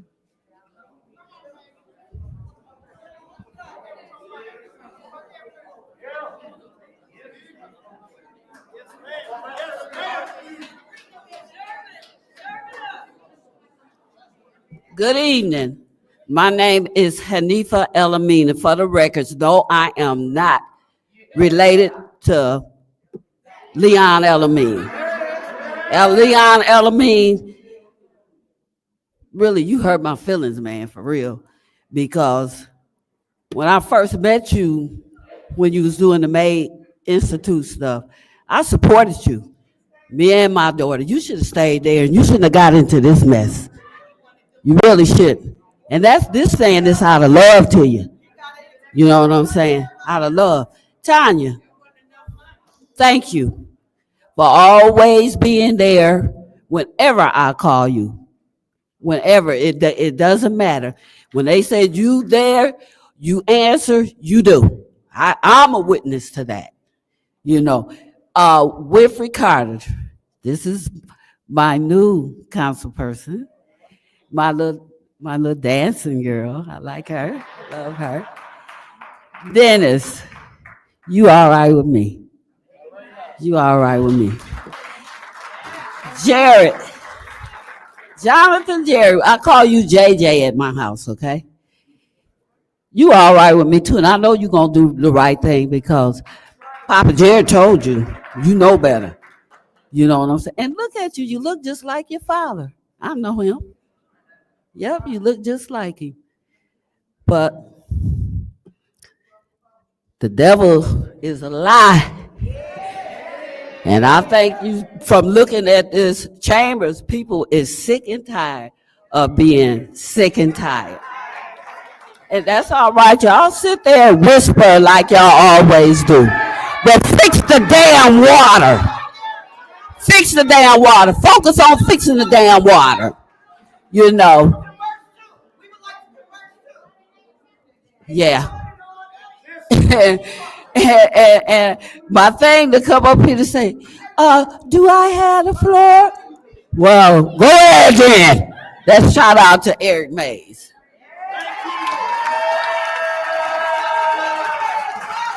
Thank you. Next public speaker, Madam Secretary. Next speaker is Shalita Savage. Shalita Savage.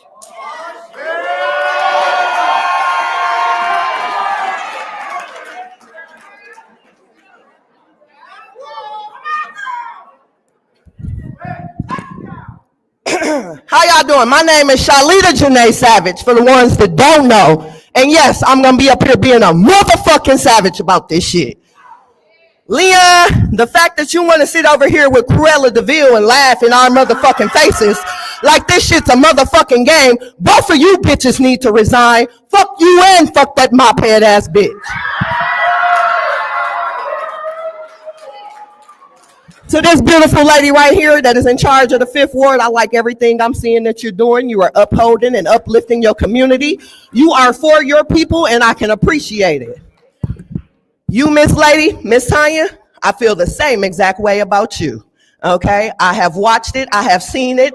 Y'all ugly motherfuckers made me jump out my motherfucking semi-truck to come address you bitches.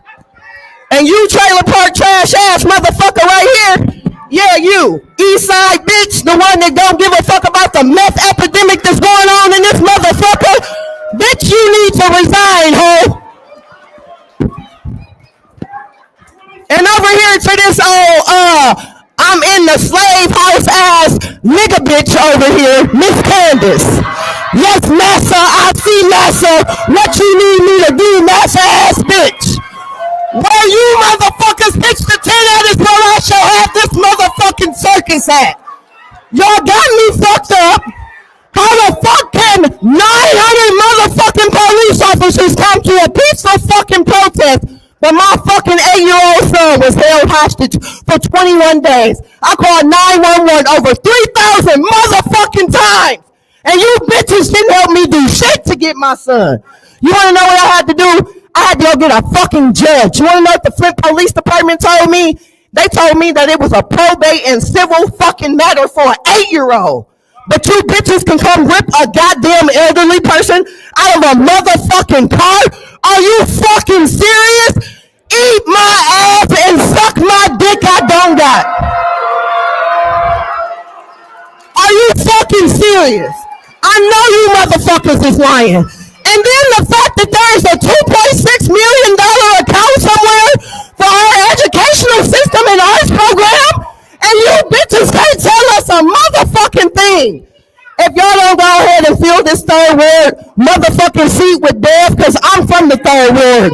I swear to God, what that movie say? Mississippi burning? We need to start lynching some of you motherfuckers and burning y'all bitches out.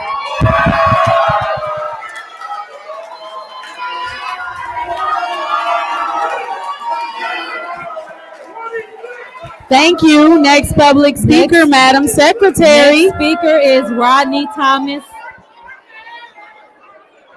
Rodney Thomas. Rodney Thomas.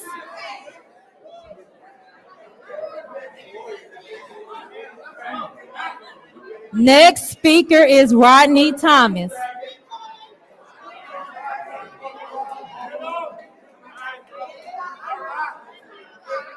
Hey, good evening, everybody. Look, I'll start to leave, but I said, look, I'm gonna hang a little bit longer because if y'all can't feel these people pain, y'all ain't human. You know, I ain't here to point no fingers, but look here. That shit that happened yesterday with Beverly Biggs' husband was out cold. You know, and y'all gotta realize, we have been post-traumatically stressed in this town. And yet they drag him him out the car like he a villain. That's like he's some kind of dope boy or something. They snatched him out like he's some kind of dope boy. And he the villain. And he an elder. I'm glad I wasn't there. I was fixing my roof from the tornado storm, but God had me out the way. But see, this ought to tell y'all a lot, because you got a lot of heavy hitters down here. You got Papa, Maurice, you got Merritt Weaver over there, a bunch of heavy hitters. I think Mr. Gilchrist, you know, a lot of heavy hitters, and you got children down here speaking. So that ought to say a lot of shit. Lot of things understood don't need to be explained. So this ought to change the tide. And I'm gonna tell y'all this here, man. They laughing at us like a motherfucker. I got Cubans on my block, man. Straight out of the port of Miami. Cubans, about 4 of them. And they all speak Spanish and shit. They can't speak good English. We say, let me tell you something, friend. They see Flint and say everybody die. We come to Flint, get property. And then they say the mayor crazy. Man, that ain't a good motherfucking look, man. We got to change this shit, man. If we can do it, you know, the game is divide and conquer. That's always been the game. As long as we stay divided, we can get beat all day long. So you better learn how to unite, and whoever in the way, get the fuck out the way. Because we gonna roll over you. Because, you know, time is a time for everything. And the time is now, because you're waking up a lot of sleeping giants in the streets talking. God bless. God bless. Thank you. Next public speaker, Madam Secretary. Next speaker is Allison Montgomery Littlejohn. Allison Montgomery Littlejohn. Next speaker is Kimberly Pillar Brown. Kimberly Pillar Brown.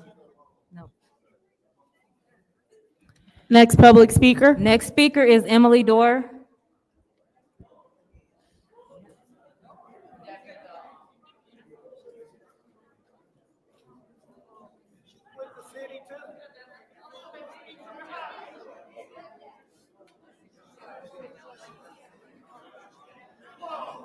Good evening, Council. I'm here to talk about the budget. Basically, as a Flint resident, I wanted to say that I hope you use whatever line item things you want to scratch out, do it. But there are other services. There are other services like trash collection, like having someone fix if the traffic light's not working. There are some basic city services that I know that all of us. I would just ask that you go through, scratch things out if you want, but there are other services that we need to keep going. So please pass the budget so we can have these basic city services for residents in the city. Thank you. Thank you. Next public speaker, Madam Secretary. Next speaker is Brandy. Next speaker is Brandy Pertil. Next speaker is Brandy Pertil. All right, next public speaker. That's the last speaker. Thank you. We are now done speaking. It is now time for council response. Madam Chair. Council members who wish to, council may respond to all public speakers only after all public speakers have spoken. An individual council member's response shall be limited to 2 minutes. Councilman Pfeiffer, you asked for the floor.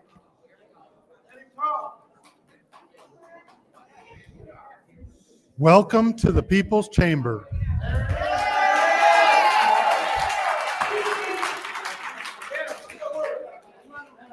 Tonight is the first night that we have had free speech. Thank you.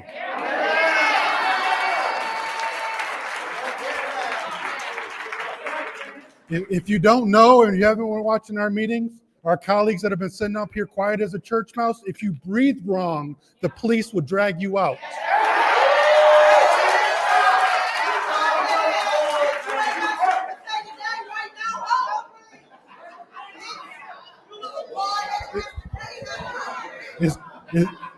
As far as I'm concerned, we had pre-Terrence Biggs and we got post-Terrence Biggs. Today is post-Terrence Biggs. Today is a new day. And I can tell you, I've got a minute left. I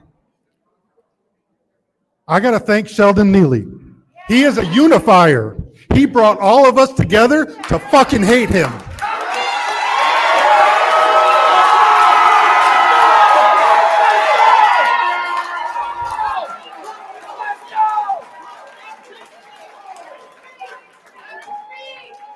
And Terrence Green, you scumbag piece of crap.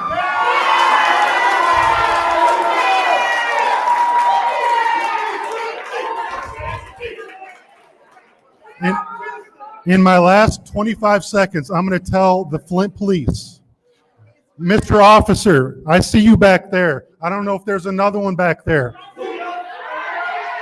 If you took an oath to the police chief or the mayor, you are a scumbag. You took an oath to the Constitution and to protect people's rights. Do that. Thank you. Is there anyone else who wishes to speak during council response? Madam.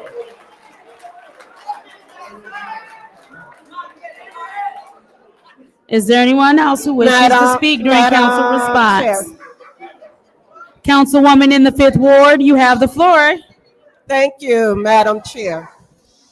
Thank you all for being here. This is so refreshing. And I want to applaud the young people for getting up to the podium and expressing your rights, your concerns. I am, you know, this is a lot. It's a lot. Yesterday, Flint residents held a peaceful protest. Some walking on the sidewalk, others driving down Saginaw Street. They were not violent. They were exercising their constitutional right. And yet, under the direction of Mayor Neely, the police were weaponized against the residents. That's unacceptable. It's unacceptable. Miss Biggs Levy's husband pulled out of his car onto the ground, a senior citizen. Another woman, a senior, handcuffed, taken down to the police department. But yet tonight they want us to approve a budget that's first unbalanced and being abused. The city resources are being abused. The police department should have been on the streets yesterday protecting the citizens.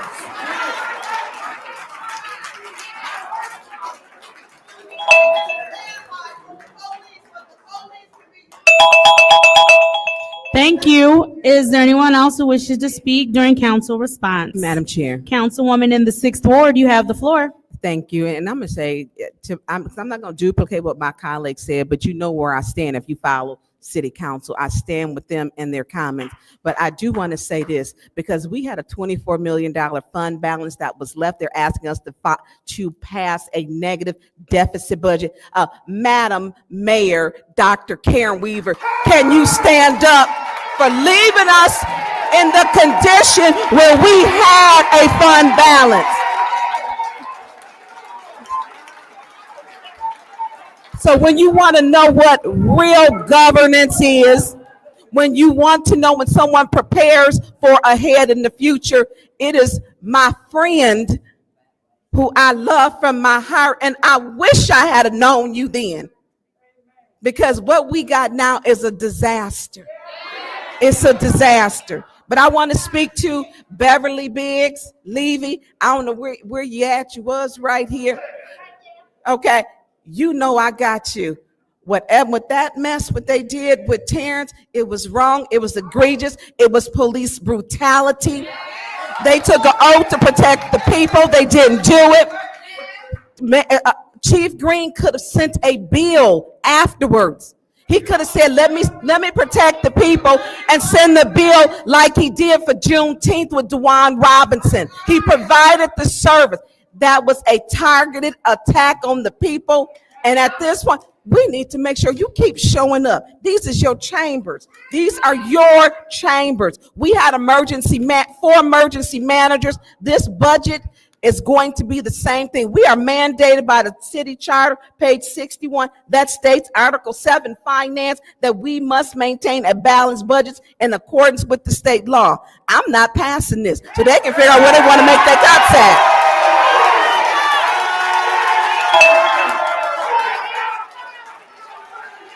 Thank you. Is there anyone else who wishes to speak during council response?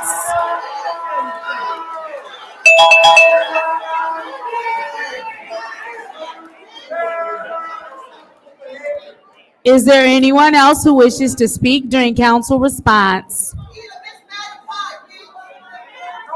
Seeing as how there's no one else who wishes to speak during council response, we are now going to go to our first item on the agenda, which is the reconsideration.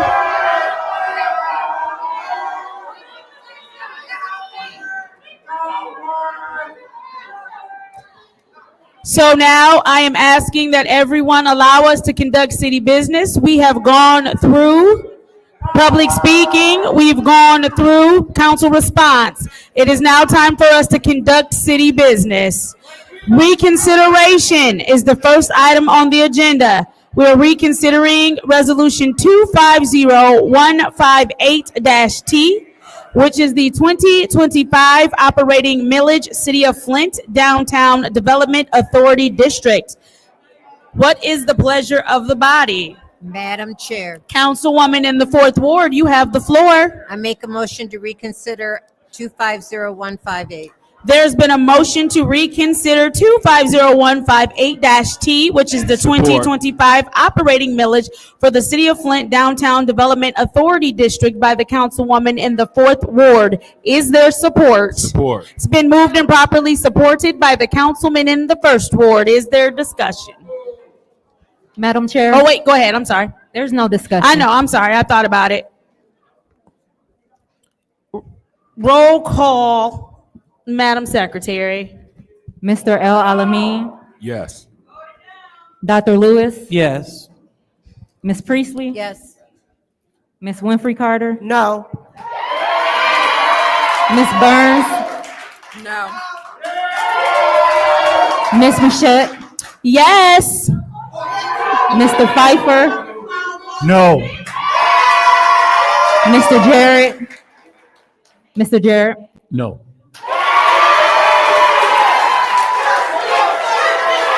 The vote is 4 yes, 4 no. I'm sorry, Madam Secretary, I could not hear you. The vote is 4 yes, 4 no. The vote is 4 yes, 4 no. That reconsideration fails. We now move on to the consent agenda.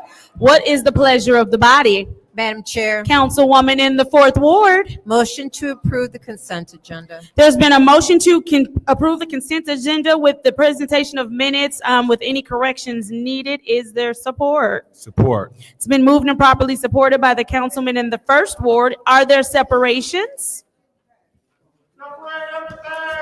All right. Yes, Madam Chair, there are Councilwoman in the 5th separations. Ward.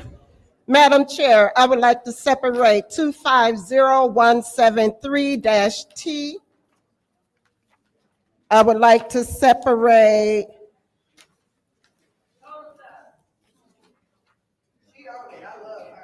250-160-T the fiscal year 2026 City of Flint budget.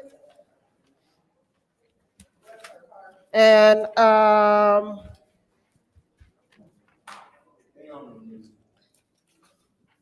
that's it for me. Thank you. Are there any more separations?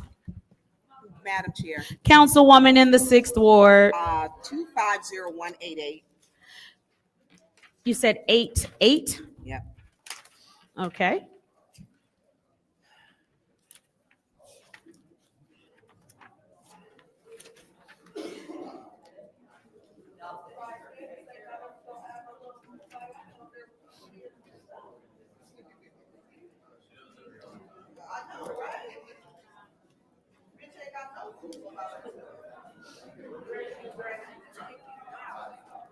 Is that your only separation? Yes. All right, are there any more separations? Seeing as how there are no more separations, the consent agenda will. Madam Chair, is the ACO separated? You did zip, right? Okay. Thank you. Thank you. The consent agenda will consist of the minutes. It will also consist of 250161-T, 250162-T, 250163-T, 250164-T. That wasn't reconsidered. And that is all. So moving on, I'm sorry, roll call, Madam Secretary, for the consent agenda. Dr. Lewis, Yes. Ms. Priestley, Yes. Ms. Winfrey Carter, Ms. Winfrey Carter, Yes. Ms. Burns, Yes. Ms. Machette, Yes. Mr. Pfeiffer, Yes. Mr. Jarrett, Yes.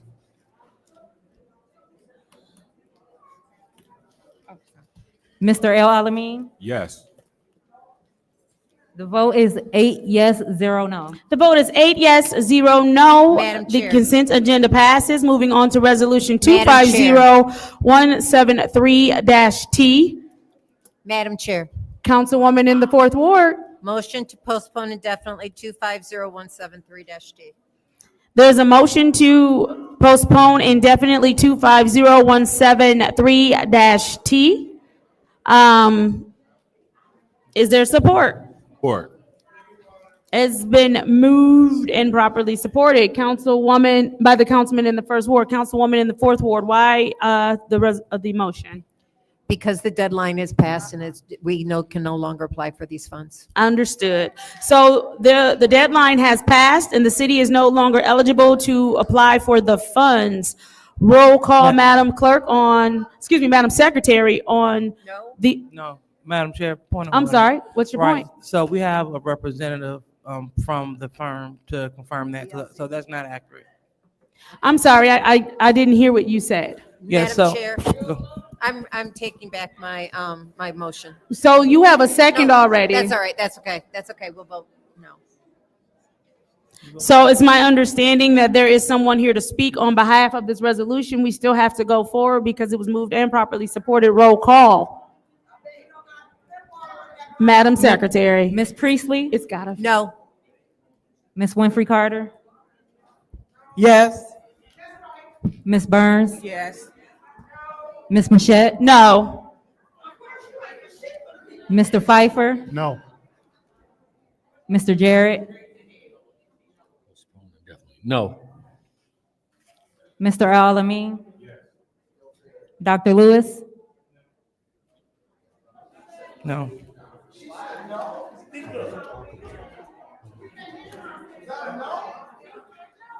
the vote, yes, the vote is. Excuse me, Madam Secretary. The vote is 3 yes, 5 no. The vote is 3 yes, 5 no, so that motion to postpone indefinitely Chair. fails. Councilwoman in the 4th Ward. Motion to approve 250173. There's a motion to approve 250173-T which is the adoption of a final project planning document, water system improvements, designating authorized project representatives. Is there support?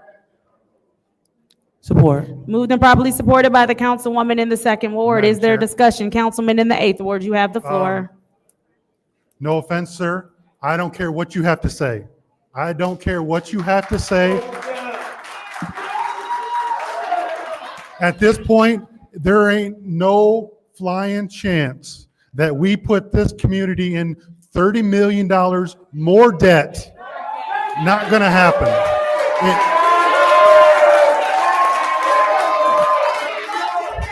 And without guarantees that it's going to be forgiven, you're wasting your time. There ain't no way we can afford, and we're going to put this on the backs of the community to add more to their water deficit and their water bills.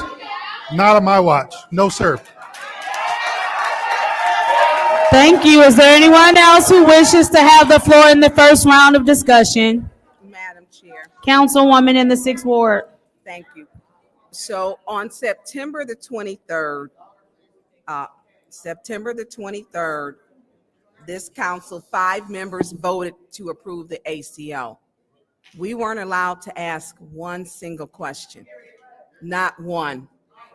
This is the document, which is the ACO. It's so many things in this, and we are actually compelled to do it. When they voted to approve the ACO, they took the state out of it and put it on the residents. It had initially failed. It was brought back up for reconsideration. And they will try to tell you at this time that, which they stated before Councilwoman Lewis, that Councilman Murphy was for it. It's on audio. He was not. He said he did not want to approve it without having the funds to pay for it, because Councilman Murphy was there in Lansing when it was there to shut it down in the rotunda. He was there with the casket, carrying the casket. Many of them weren't. And so when they don't understand, and it's not just this project, literally it was about 8 years ago, this project would be 300 million. We don't even know what the price of fulfilling the administrative consent order, because we've got tariffs, we've got increased labor, we've got increased price in material, and I will not put that on the residents. I will not do it. I will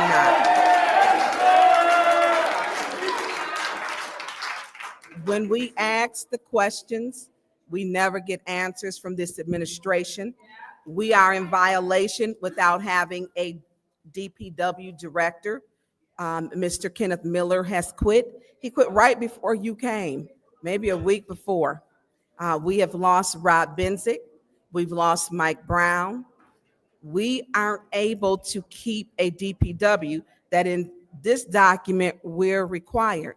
In this document is also the technical managerial financial report, which are our violations, tons of violations and supposed fees. The state, I guess, had mercy on us because this administrative consent order was underneath them, to where we have not had to pay penalties. For example, the penalties were because we didn't follow it. For each failure to comply with the provision contained in Section 3 of this consent order, the city shall pay a stipulated penalty of $5,000. If after 30 days from the original deadline, the city has not fully corrected the violation, the city shall pay $200 per violation per day, 1 to 7 days. And it goes on. This is not, we didn't break Flint, and we shouldn't have to fix Flint. We didn't break it. So if the government wants to give us a check for $29.5 million, as they should, give the check. I'll vote to accept the check. They can make things happen. Flint, they took a community and they broke us. Now they want us to fix the stuff they broke on the backs of the residents. It makes no sense. They wouldn't have done this to any other community. And I don't think my colleagues, some of them may have known how serious this consent order was when we voted it down the first time and it came back for reconsideration with no questions, no discussion. Because we still don't have, which I've asked for, the spreadsheet, where are we at in the projects? Where are we at and to what degree? Where's the financing? I haven't gotten an update on that. And so when they come and ask us to approve 29.5 million, when they can't tell us on this report or any questions for this, because we don't have a DPW, it's insanity to think that we would vote, or I'm gonna say for me, to put my residents in harm's way financially, knowing that nothing in this government right now is guaranteed. We know that HUD has been gutted. We know that the CDC has been gutted. We just lost jobs over in Job Corps. So there are no promises that they would forgive this 29.5 million. What they should do is say, we broke Flint and we're gonna begin to fix it with good faith in a check, cashier's check, guaranteed funds for 29.5 million. I will not vote to put this on the back of the residents, not ever. Oh, it's not? But we'll get a second round because they're asking us to vote for it, and hopefully Is there they'll forgive anyone it. else who wishes to have the floor in the first round of discussion? Is there any councilwoman in the fourth ward? You have the floor. Through you to the city attorney. Mr. Attorney, could you explain to us what the consequences would be if we do not have the ability to apply for this money? Well, a couple things to know. If this resolution were not passed, the city would not be in line for consideration with the state of Michigan for this drinking water state revolving fund. Sir and ma'am, you cannot approach our attorney. You need to have a seat. Go ahead. Go ahead and continue. Continue. Without passing this resolution, the state would still be bound by the terms and conditions of the administrative consent order, meaning the city of Flint would have to pay for these two major improvements to the drinking water system out of its own pocket. So, Mr. City Attorney, if we do not apply for these funds, and that's all this is an application, correct? That's correct. This doesn't mean the city is guaranteed this loan from the state of Michigan. And if the state of Michigan does grant this loan to the city of Flint, it does not. Excuse me. You must sit down. Point of order.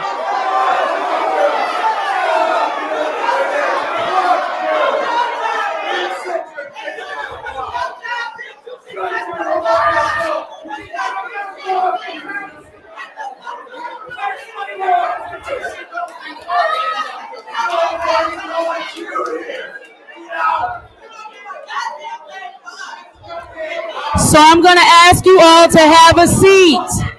Have a seat. And that's your first warning. That's your first warning. That's your first warning. Perfect. Perfect. Have a seat. You've been asked to have a seat.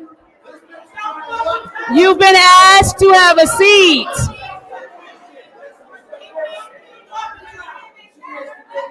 Madam Chair. Yes. He was standing behind our city attorney and videoing.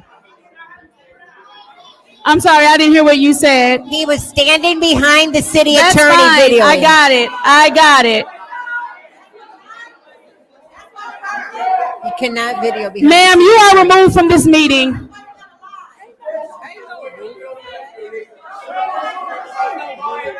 You are removed from this meeting. You.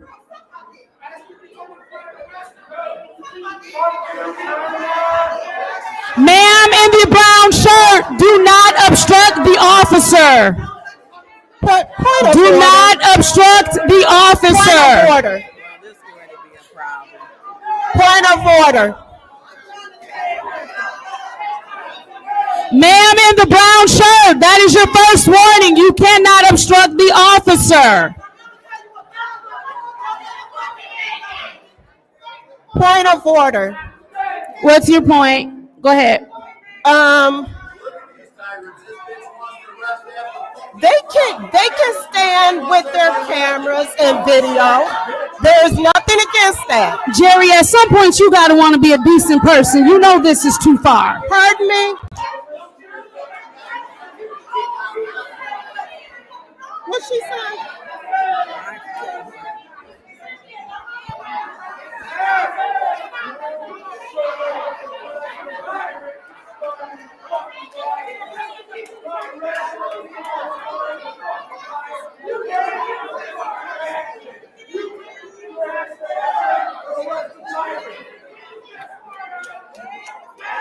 Turn the badges in, arrest the fucking tyrants!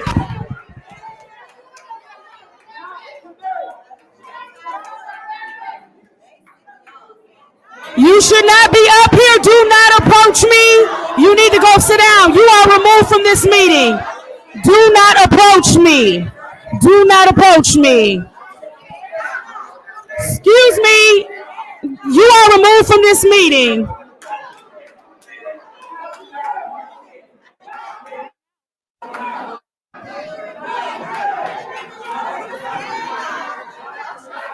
Excuse me, officers. Officers, she is approaching me in a threatening manner. She is approaching me in a threatening manner.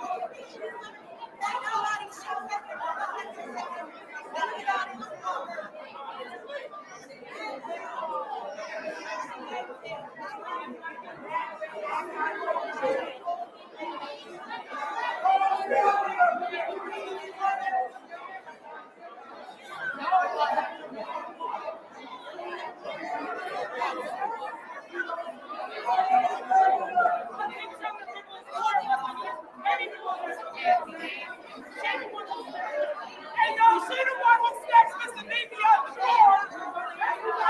She the one who snatched Mr. Levy out the car. Yeah, the little one. Yeah, the little one. She the one who snatched Mr. Levy out the car. She the one who snatched Mr. Levy out the car. Just like yesterday.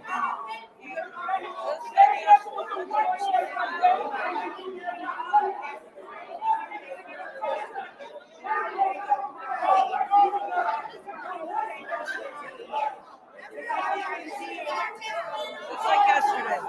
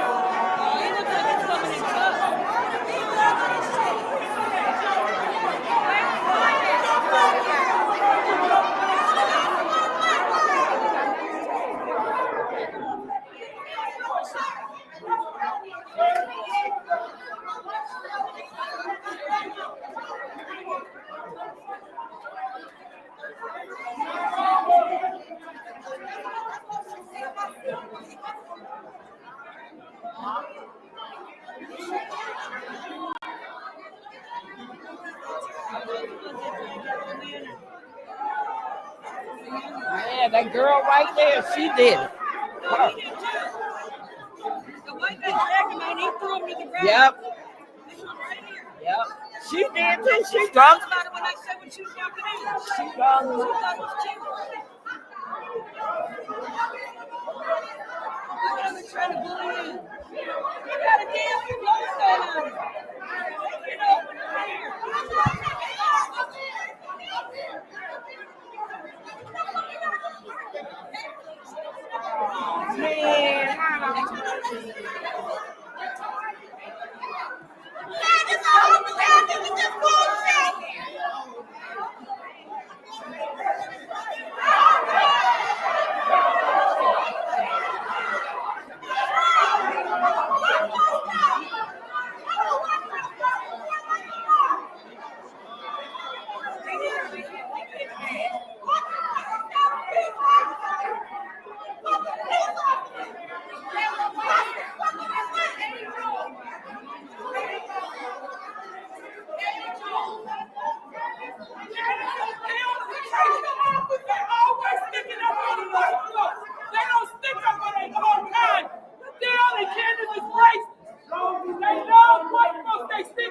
They stuck up when we was called niggas. I can't stand him.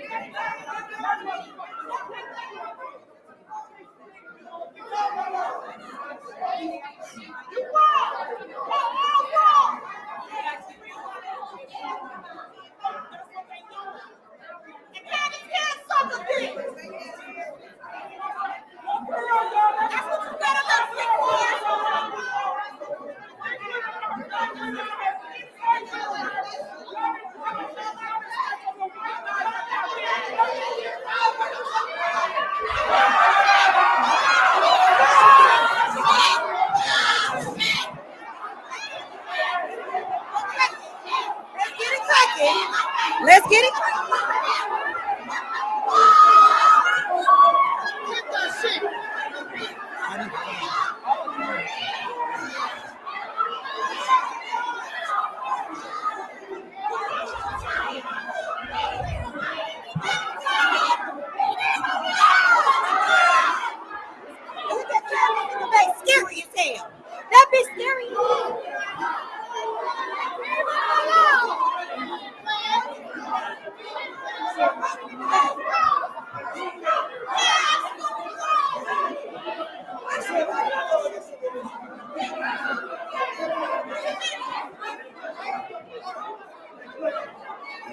After the lawsuit.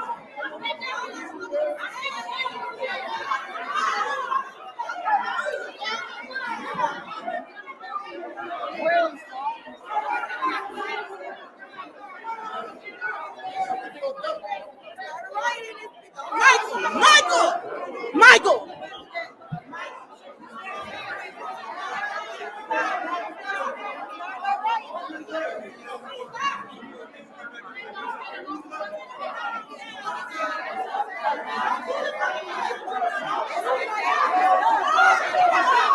Get your fucking hands off of me, man! What the fuck is y'all coming after that man for? Get the fuck off of here!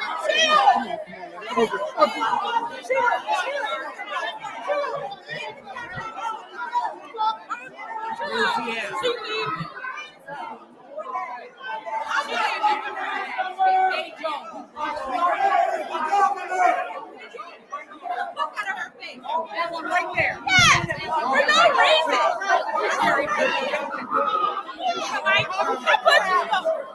Turn the motherfucker microphone on.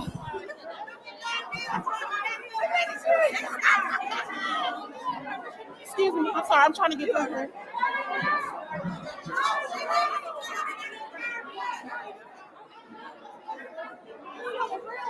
Got me fucked up. Ain't nobody scared of me. Excuse me. That's all right. That nigga felt me too. You felt what it is. You felt what it is. Where's the governor?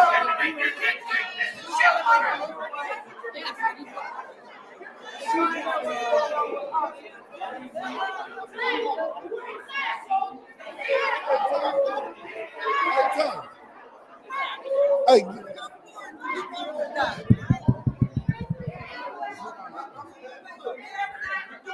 Get art stuff. Good stuff. I don't know excuse it. I'm the big miss. Get out.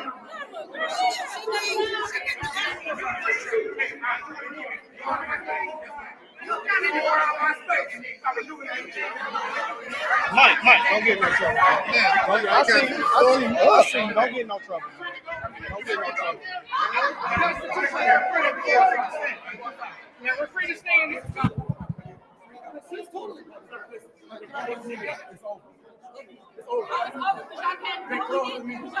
I got you. I didn't know it was cold. They played them games on me yesterday. Or last night. Yes. Right. Every one of these cops that have ever involvement in taking that action. Qualified immunity. It's right here.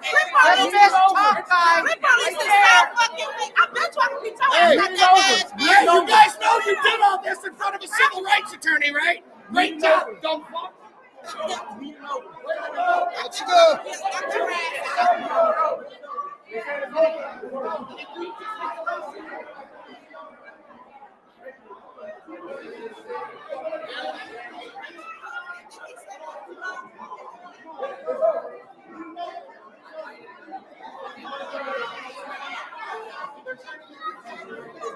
They trying to clear it out.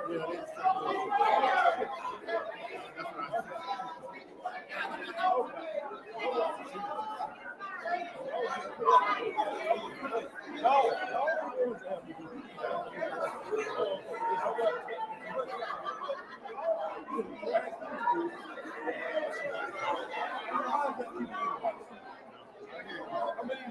seriously. Yeah, I do.